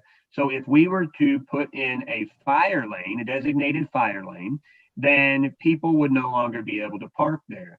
That is true, but the problem with that is that the minimum requirement from the fire department is a 26-foot wide fire lane. And that is because the trucks that would be used, and that is based on the stories, the number of stories and the height of a building. That determines the width of the fire lane. So basically, if you have a large truck, you have to put out the legs of that truck to be able to get the ladder up into the top of the buildings that you're trying to reach. And so that fire lane cannot be reduced. It has to be 26 feet. So we showed what that would mean if you put the fire lane, the eastern boundary of the fire lane, all the way to the fence or the wall or as far to the east as you can. And what you see is that that fire lane will extend into the designated parking spaces. The problem with that is that anytime anybody parks in any of those parking spaces, now they are breaking the law. So in order to use the fire lane as a solution, you would have to eliminate the parking spaces, which is not solving the problem at all. So, you know, we are bringing this to you because we really don't know what the best direction is to go to accommodate the businesses that are leasing spaces from the city, to accommodate the frustrations that the property owners are having with people parking on their property because we have a busy square. And, you know, the fact that the fire lane may not be the answer to that. So you guys are left with the decision to say, you know, we could do something and maybe we can try to sign the property. And again, I'm sorry, I'm going to have to refer, and I'm not putting Amanda on the spot, but Amanda, there are some answers I don't really understand about parking and our parking regulations and things that you might be able to answer, or that at least we can research once we find out what the questions are. But, you know, so guys, I'm going to leave it to you. You know, there's been a notion that we could also just sell this property and let the chips fall where they may and then let other people deal with it. I don't think that's going to solve the problem either, because I think you're going to frustrate the business owners, the property owners. And so I don't know what the answer is, but I'm going to open up the topic for discussion. So whoever wants to go first, you can go. Well, I've got a question of Ms. Callaway in the event that she does not want to go first. But if you do, okay, go ahead. Just to give some additional information, I worked on this question with Mr. McCart maybe about a year ago to address some questions about the number of parking spaces and the ownership of the parcels in this area. And the city does own and maintain those parcels, and we can post the city's parking lot as, and I believe some of the spots are posted as pertaining to who has the ability to park in them. And the city would follow the state statute if we were to tow anyone from those spots. If the property owners who have a right to utilize the access easement wish to post that lane as no parking and that it is a free flow traffic lane, I have communicated with one of the owners that they can get all of the owners to sign something and then they would be able to post that. And then if somebody does park in that lane, they could have that towed without law enforcement having to come to the scene. There is a statute that allows for them to do that as long as the vehicle is on their property and not on the city's property. So there is that access easement that's identified. There is a second mechanism for which that could be addressed. So with that, I'll open it up, but I just wanted to make sure that I answered Steve's question. Okay, let me start with a question, please, Amanda. My understanding of what you said is that if the Coggin properties, the Lorenz properties, and Galloway properties would get together and agree to post their three properties, if there was no parking on the access easement that's on their properties, that they could do that, and it could be enforced by them having the cars towed if it was properly posted. That seems to me to be a good solution. However, the fire lane, if it's got to be 26 feet, it's got to be 26 feet or not have one. I've got to believe that if there was not a fire lane, but there was still a fire, that a truck would still pull up in there. the idea of the fire lane is basically a no parking zone. And they could be towed if they were in that. But would that be necessary if the access easement were enforced? No, the fire lane and the access easement are really two separate issues. The access easement, as an access easement, as it operates, one of the affected property owners who benefits from the access easement cannot block the other property owners from utilizing it. So that or anyone else. So that would in of itself prohibit someone from parking there, so you can't utilize it. But if there is my understanding is there's a third party that is potentially allowing other people to park there. And if the property owners that are utilizing this access easement wish to post that as such, and I would be happy to share again with the property owners the state statute. I know I shared it with Mr. Lorenz one time, but the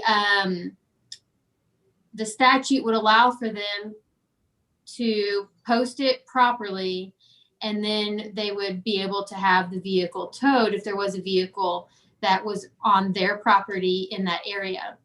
The fire lane is something that would be additional to that.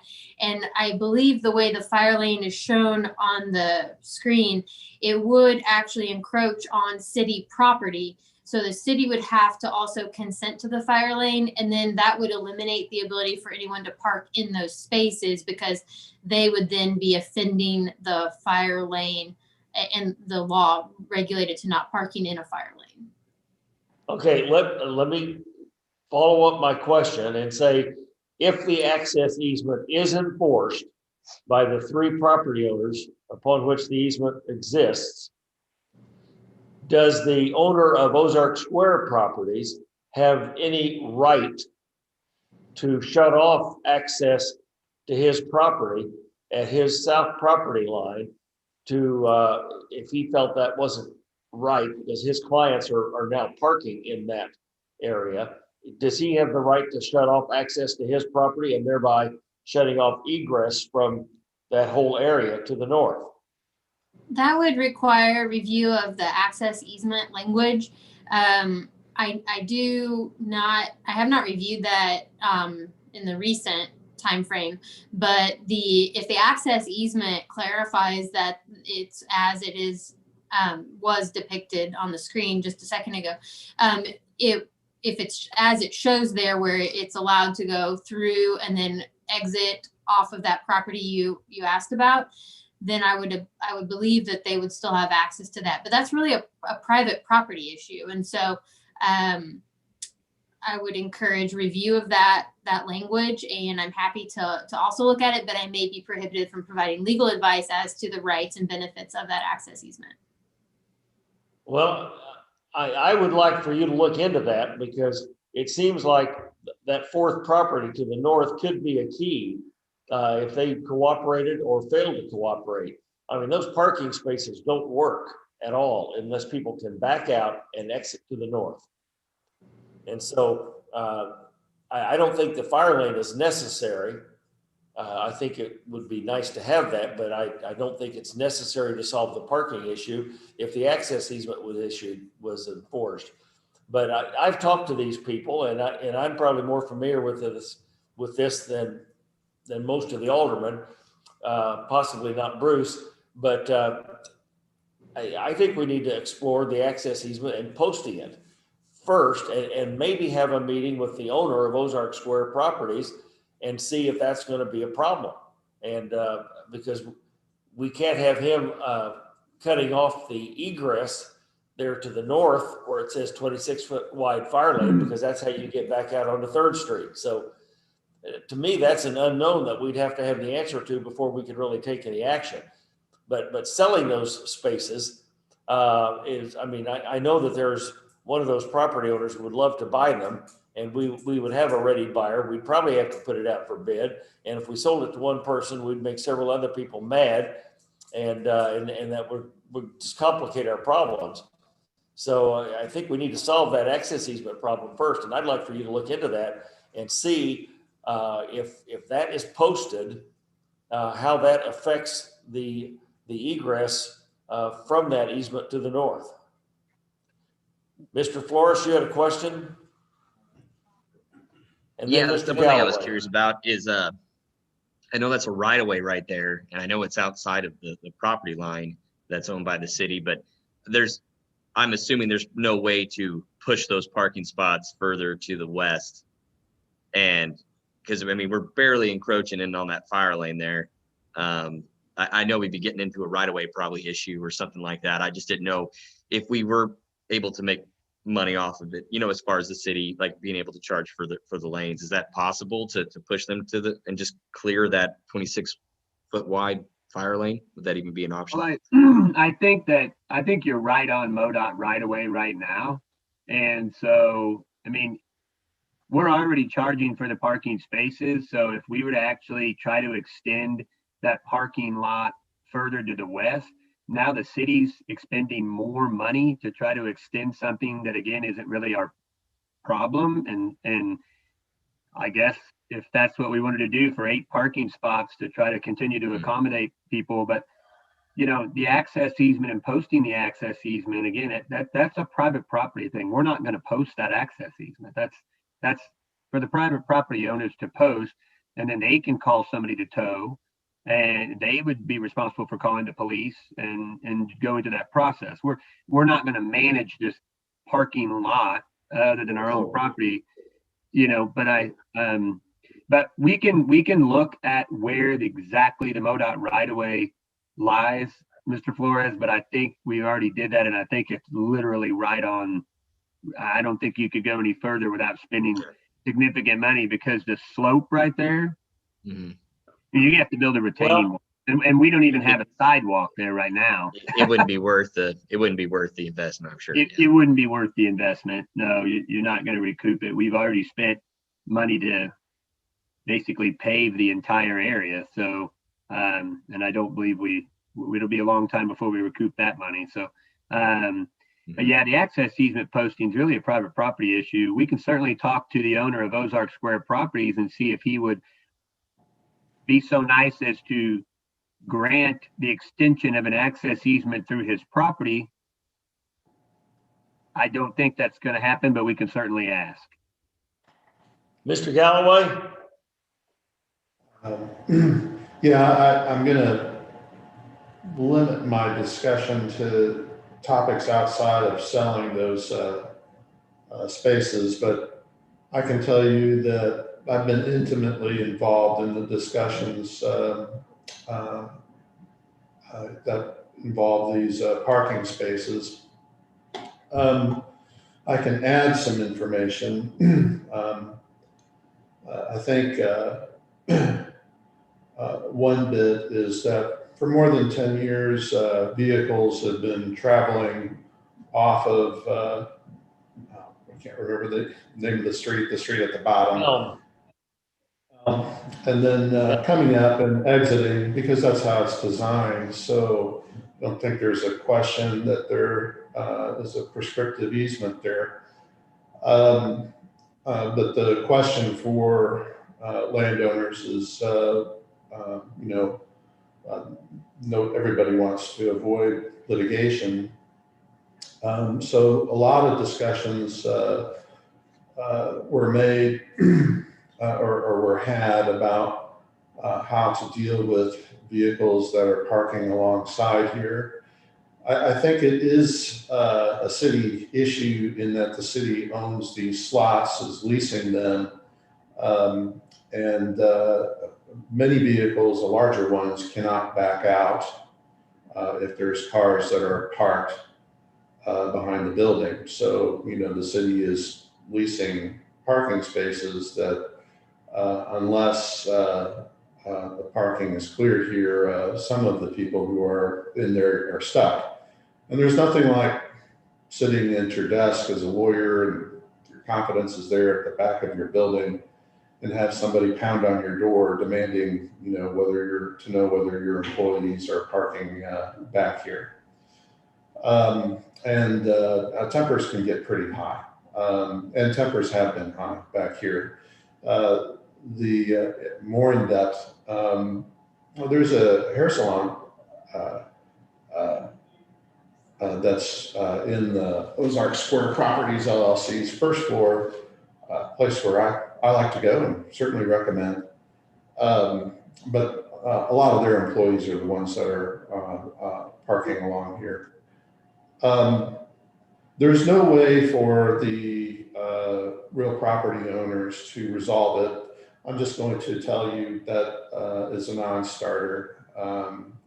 You're not going to have, I'm not, first of all, not going to commit to put myself in litigation and to make enemies of my neighbors by putting no access signs here and risk, litigation, which everybody is trying to avoid, have it cut off at my property line and then have to litigate the issue of prescriptive easement.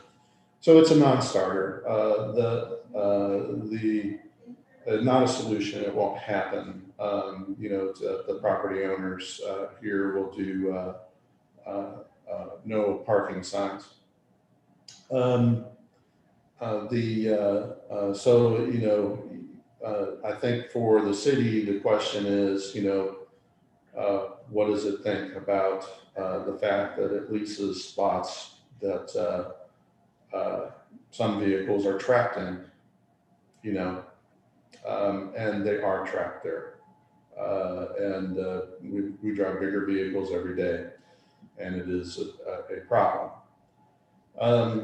The other comment that I would make is, I don't know fire codes, and I think that we have them, and I don't know if it's required to have a fire lane here, and whether it is a legislative issue for the Board of Aldermen. I don't know the answer to that.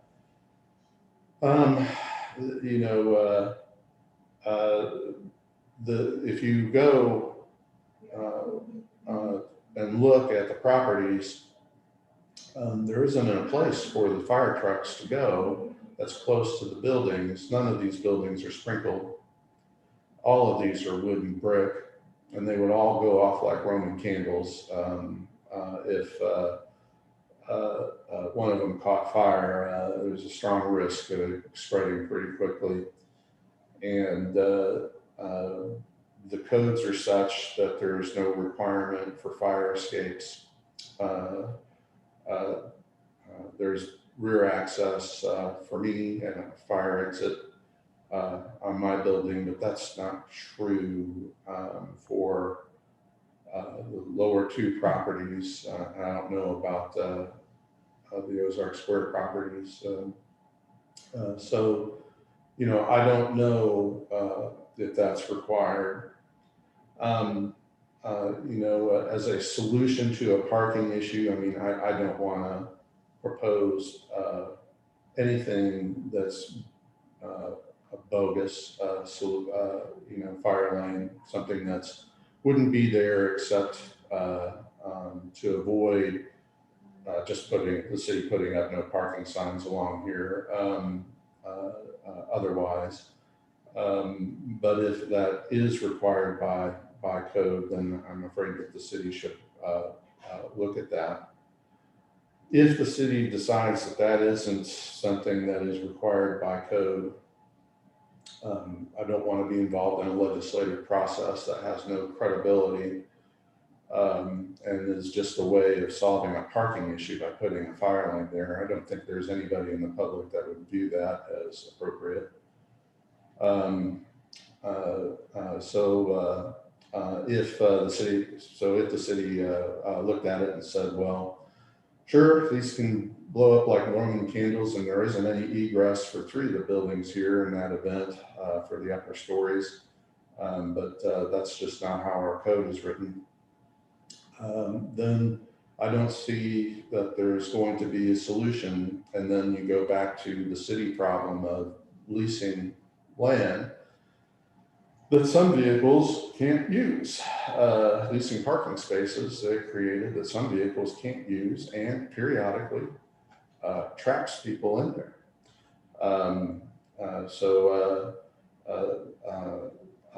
But I want to end by saying, kicking it back to the landowners here, that's not going to fly.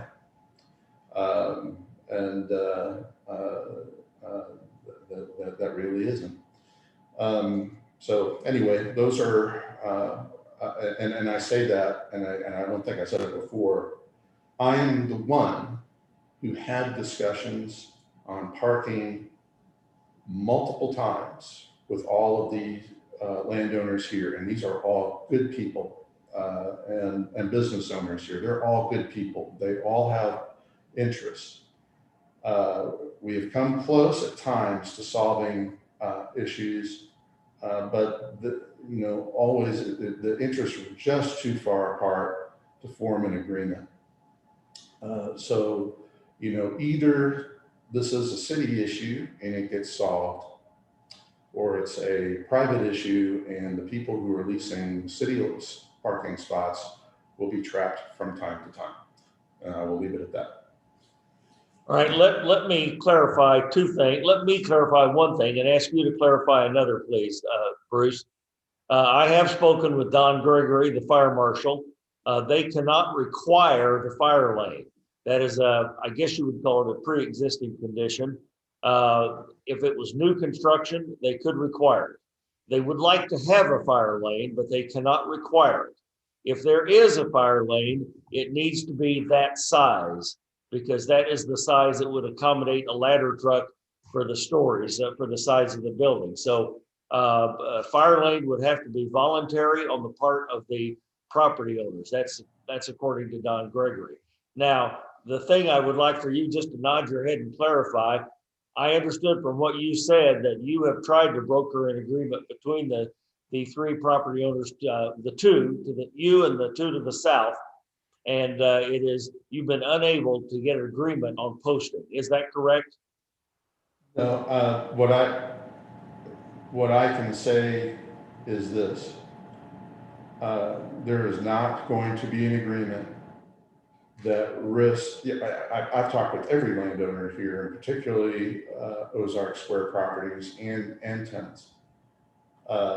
There is not the key interest for the landowners is to avoid themselves suing each other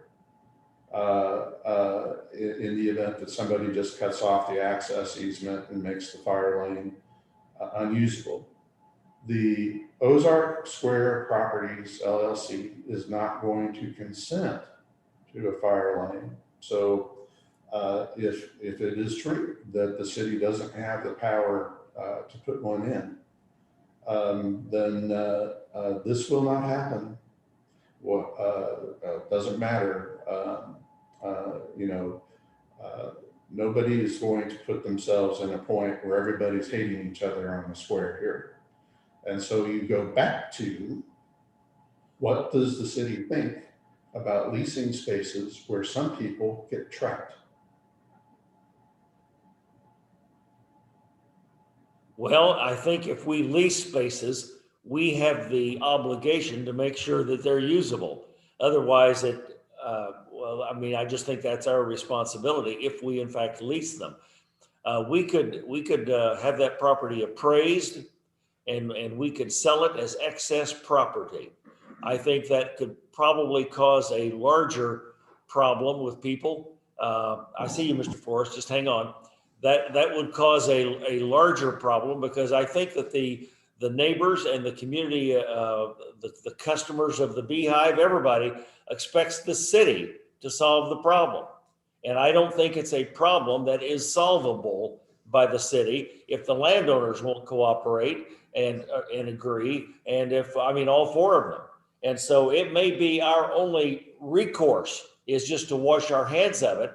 And in doing so would probably create a larger problem, because somebody is going to buy that, but whatever proper procedure Ms. Callaway says we have to undergo, and somebody's going to buy that, and they'll be forced with the ones that are the bad guys. but the city will probably get the blame. So those are just my thoughts on it. Mr. Flores? This is just something I was looking at and thinking about, and I don't know if this is a good idea or not, but and Bruce would probably be able to tell me really how the owners would feel about it more than anything. But we obviously don't have enough room for the parking spots the way they are. I mean, the thing I'm looking at is those could be parallel parking spots. Obviously, we'd lose half the parking there, but we would still be able to have enough between the easement and the land there owned by the city. You'd still have plenty of, and you actually could put parking spots on the access easement if that's what the landowners would want. Of course, it'd be private parking, but I mean, that'd be a way to really have the same amount of parking spots on both sides, and then overall, and still have a drivable lane in between.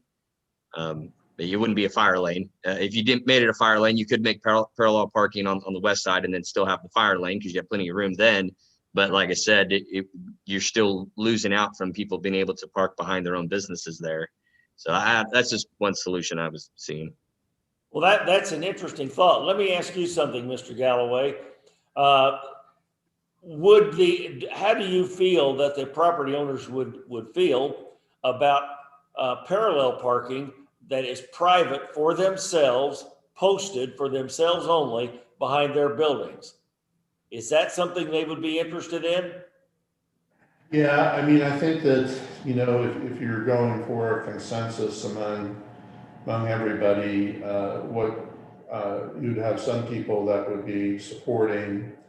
But, you know, the property owner up here, Ozark Square Properties LLC, has the most to lose in that situation because, as I mentioned before, it's their employees primarily, and if I'm saying it unfairly, I don't mean to, but I think, you know, that is true, and people who service them that are taking up the bulk of the property here for parking. So if it was reduced to parallel, they would have the most to lose. And I mean, they can speak for themselves, but having talked with them from, on these issues, you know, I think their position is they want the most spaces available for their people as they can. So I'm trying to understand exactly what you mean by that. You think if parallel parking spaces are put in by the three property owners on the south within the access easement and posted for themselves only, that Ozark Square Properties would object to that? Well, I think they would, but on the other hand, you know, I think at that point, you know, I don't know. I think that phrased that way, you're saying, you know, from the property line on down, that be parallel, and then I don't know what happens to the two slots that are close to the upper exit there. But you're going to lose, guys. You're going to lose 4 spots. You have to understand how long a parallel. There's different distances between parallel parking and angled parking, and so you're literally going to have maybe 4 spots at the most. All the way up through there. I mean, you have to look at the distance there. So I think parallel parking's fine, but that means maybe Mr. Galloway gets 1, maybe Mr. Loren gets 1, and maybe the city might have 2. I don't know. But you can't have those parking spaces in the access easement. You can't put those there. So you really only have the west side to work with. So I mean, you're limiting yourselves greatly. Now, that's perfectly fine if that's the option. But I do have a question. Regardless of whether this is enforced by a fire lane or by an access easement that is posted, the police department of the city of Ozark will still get the phone call. Is the question just who is the one making the phone call? And my second question is, we say that the parking spaces as they are now are useless. I don't know that I agree with that. I mean, the parking spaces work just fine. I mean, is there a school bus parking behind this area? I mean, what is blocking people from pulling in and out of there? You would have to have a very large vehicle parked behind there. And I'm not saying it doesn't happen. I'm just saying for someone not to be able to pull in and out of those parking spaces, I'm not understanding that. I can respond to that. If you say, are the parking spaces useless? The answer is no, they're used. Where the problem is on your larger vehicles, people get parked there and they can't back out. So those people who have larger vehicles, they don't quite realize that they may be stuck there for an afternoon until until they find the owner of the car that's parked behind them to get out. I mean, you know, they build some pickup trucks and some SUVs that are pretty long, and those are the ones that get caught. And it happens, and you know, and people get incensed when they're in that situation because naturally they're trying to get out. So no, it's not useless. It's useful for those of us who have smaller cars, but for the unwary, the bigger cars that park there, they're stuck. So I can't remember the other thing that you were asking about, Steve. Yeah, no, thank you. That was I understand. So the problem is the people that are parking behind the parking spaces. So if that access easement was properly striped as a no parking access easement and properly posted by the property owners that this is a tow zone, if you park here, you may be towed. I guess I'm not understanding why that's not an option to do that. Well, so, you know, I don't, to answer that is, again, having for years spoken with everybody here, trying to gain some consensus about what to be done. And for a long time, there was consensus. But in talking with everybody, the interest of the landowners here is not to be at war with one another. You know, if landowners got together and striped these three property owners, which I guess would include me, then, you know, the likely response would be that the owner of Ozark Square Properties will run some sort of blockade at the top of the property here and cut off the exit. There's some precedent for that. That wasn't put there. I think it was put in a dispute with a landowner on the other side of the property. So it's a pretty likely scenario. And so then it ends up in court.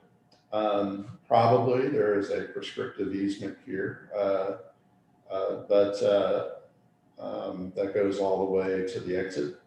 But that's litigation and that's hard feelings. And that isn't anything that anybody's interested in. So, you know, I go back to, if you're looking for a landowner solution, trust me on this. I've been closer to it than anybody here in the Zoom room. That isn't going to happen. If there's no city solution, then there is no solution.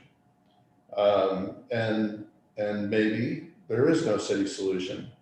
I don't want to sail too close to the wind on talking about selling land and buying land where, you know, I'm likely to be a buyer, that kind of thing. I really am trying to avoid that, and I'm really trying to talk generally about the issue. And I think that if it came to a decision like that, I would abstain and remove myself from any part of that.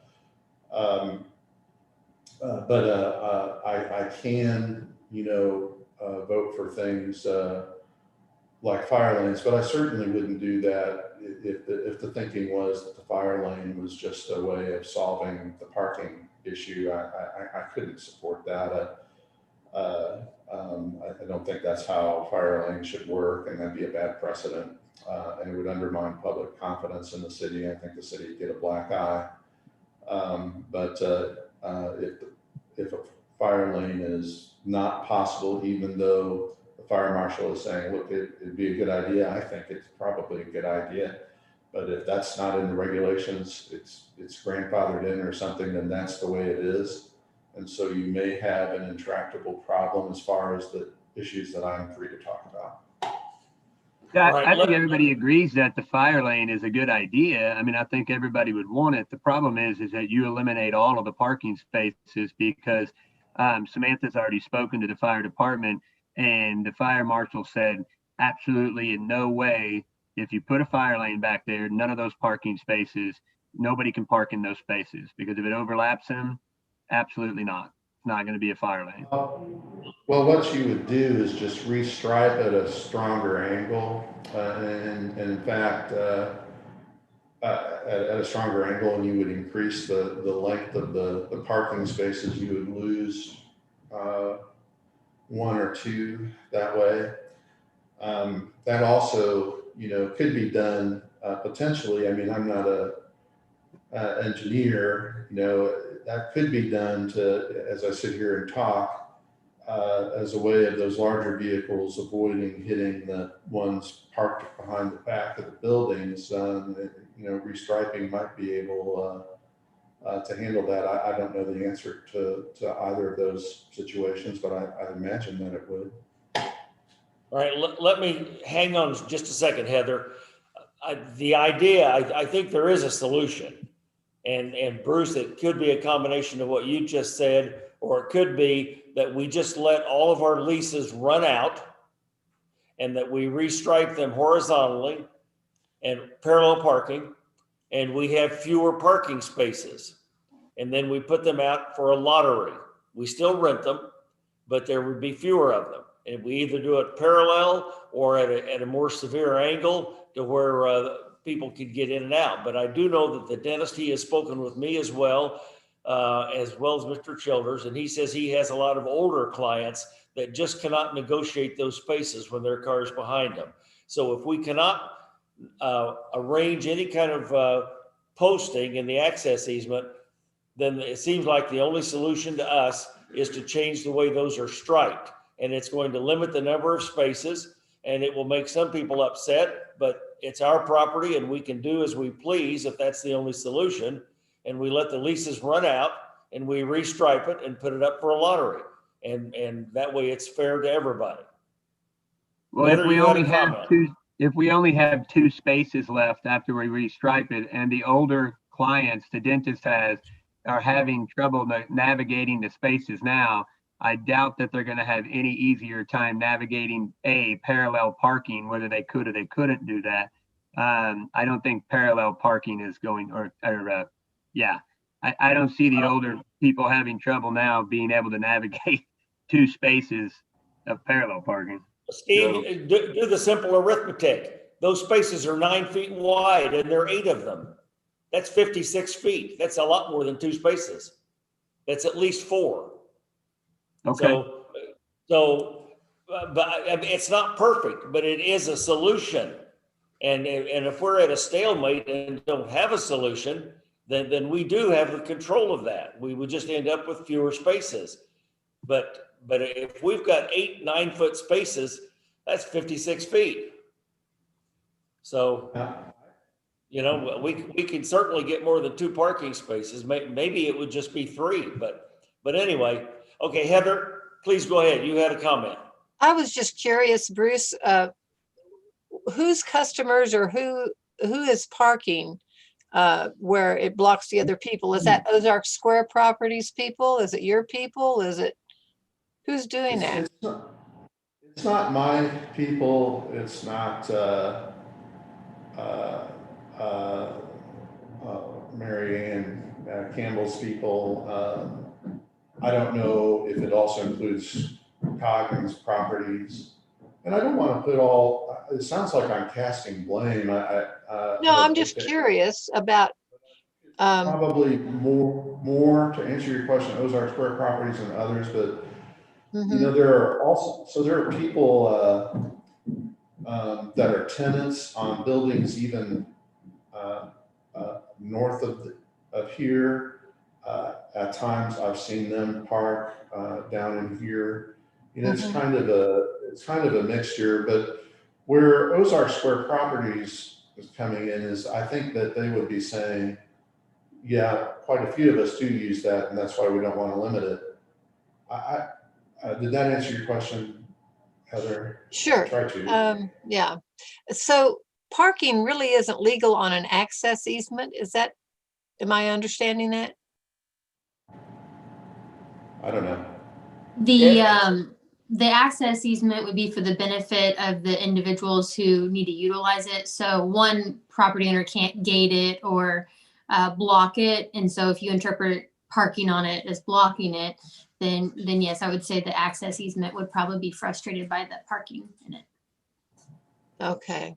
Okay. And so I don't have a solution. Wish I had one, but it just it just keeps going back to the store owners have a problem, but they don't want to do the solution because they don't want to make anybody angry. But it's making people angry every day if they're blocked in and the police get calls. So that doesn't seem, something doesn't seem very right, that you're wanting the city to expend money to make a solution when there is a solution, but nobody really wants to do it. Yes, I'm done. Go ahead. All right, Mr. Galloway.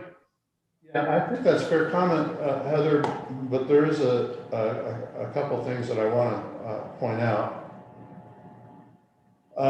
One is these parking spaces were not created by the landowners here. There used to be a double-decker bus factory building that was behind these buildings. There were people that were interested in buying that and using them as garages behind their building. You might be talking to one who may have actually even been negotiating at the time. And then the city bought that factory, knocked it down, and put in first gravel back here. So it was kind of a free-for-all for parking, and then paved it and striped it all on its own. And always historically, before that happened, people were parking back behind their buildings. They were also parking parallel alongside that factory. So, you know, I don't think it's fair to say that this is a problem that the owners created. And then the other thing is, I would say, is that the city actually owns these spaces still. So whatever the history may be, and the way they are angled, they are occasionally trapping people there. So I don't think it'd be fair to say that that problem of people being trapped in city spaces is a landowner issue. I'd say that's a city issue. But going to solutions, I think I want to echo Rick. I don't want to get into selling land. Again, I don't think if I can ethically, I don't want to do it. But if you are looking at restriping parallel or steeper cuts on these spaces, if the city wanted to solve the problem of the occasionally blocked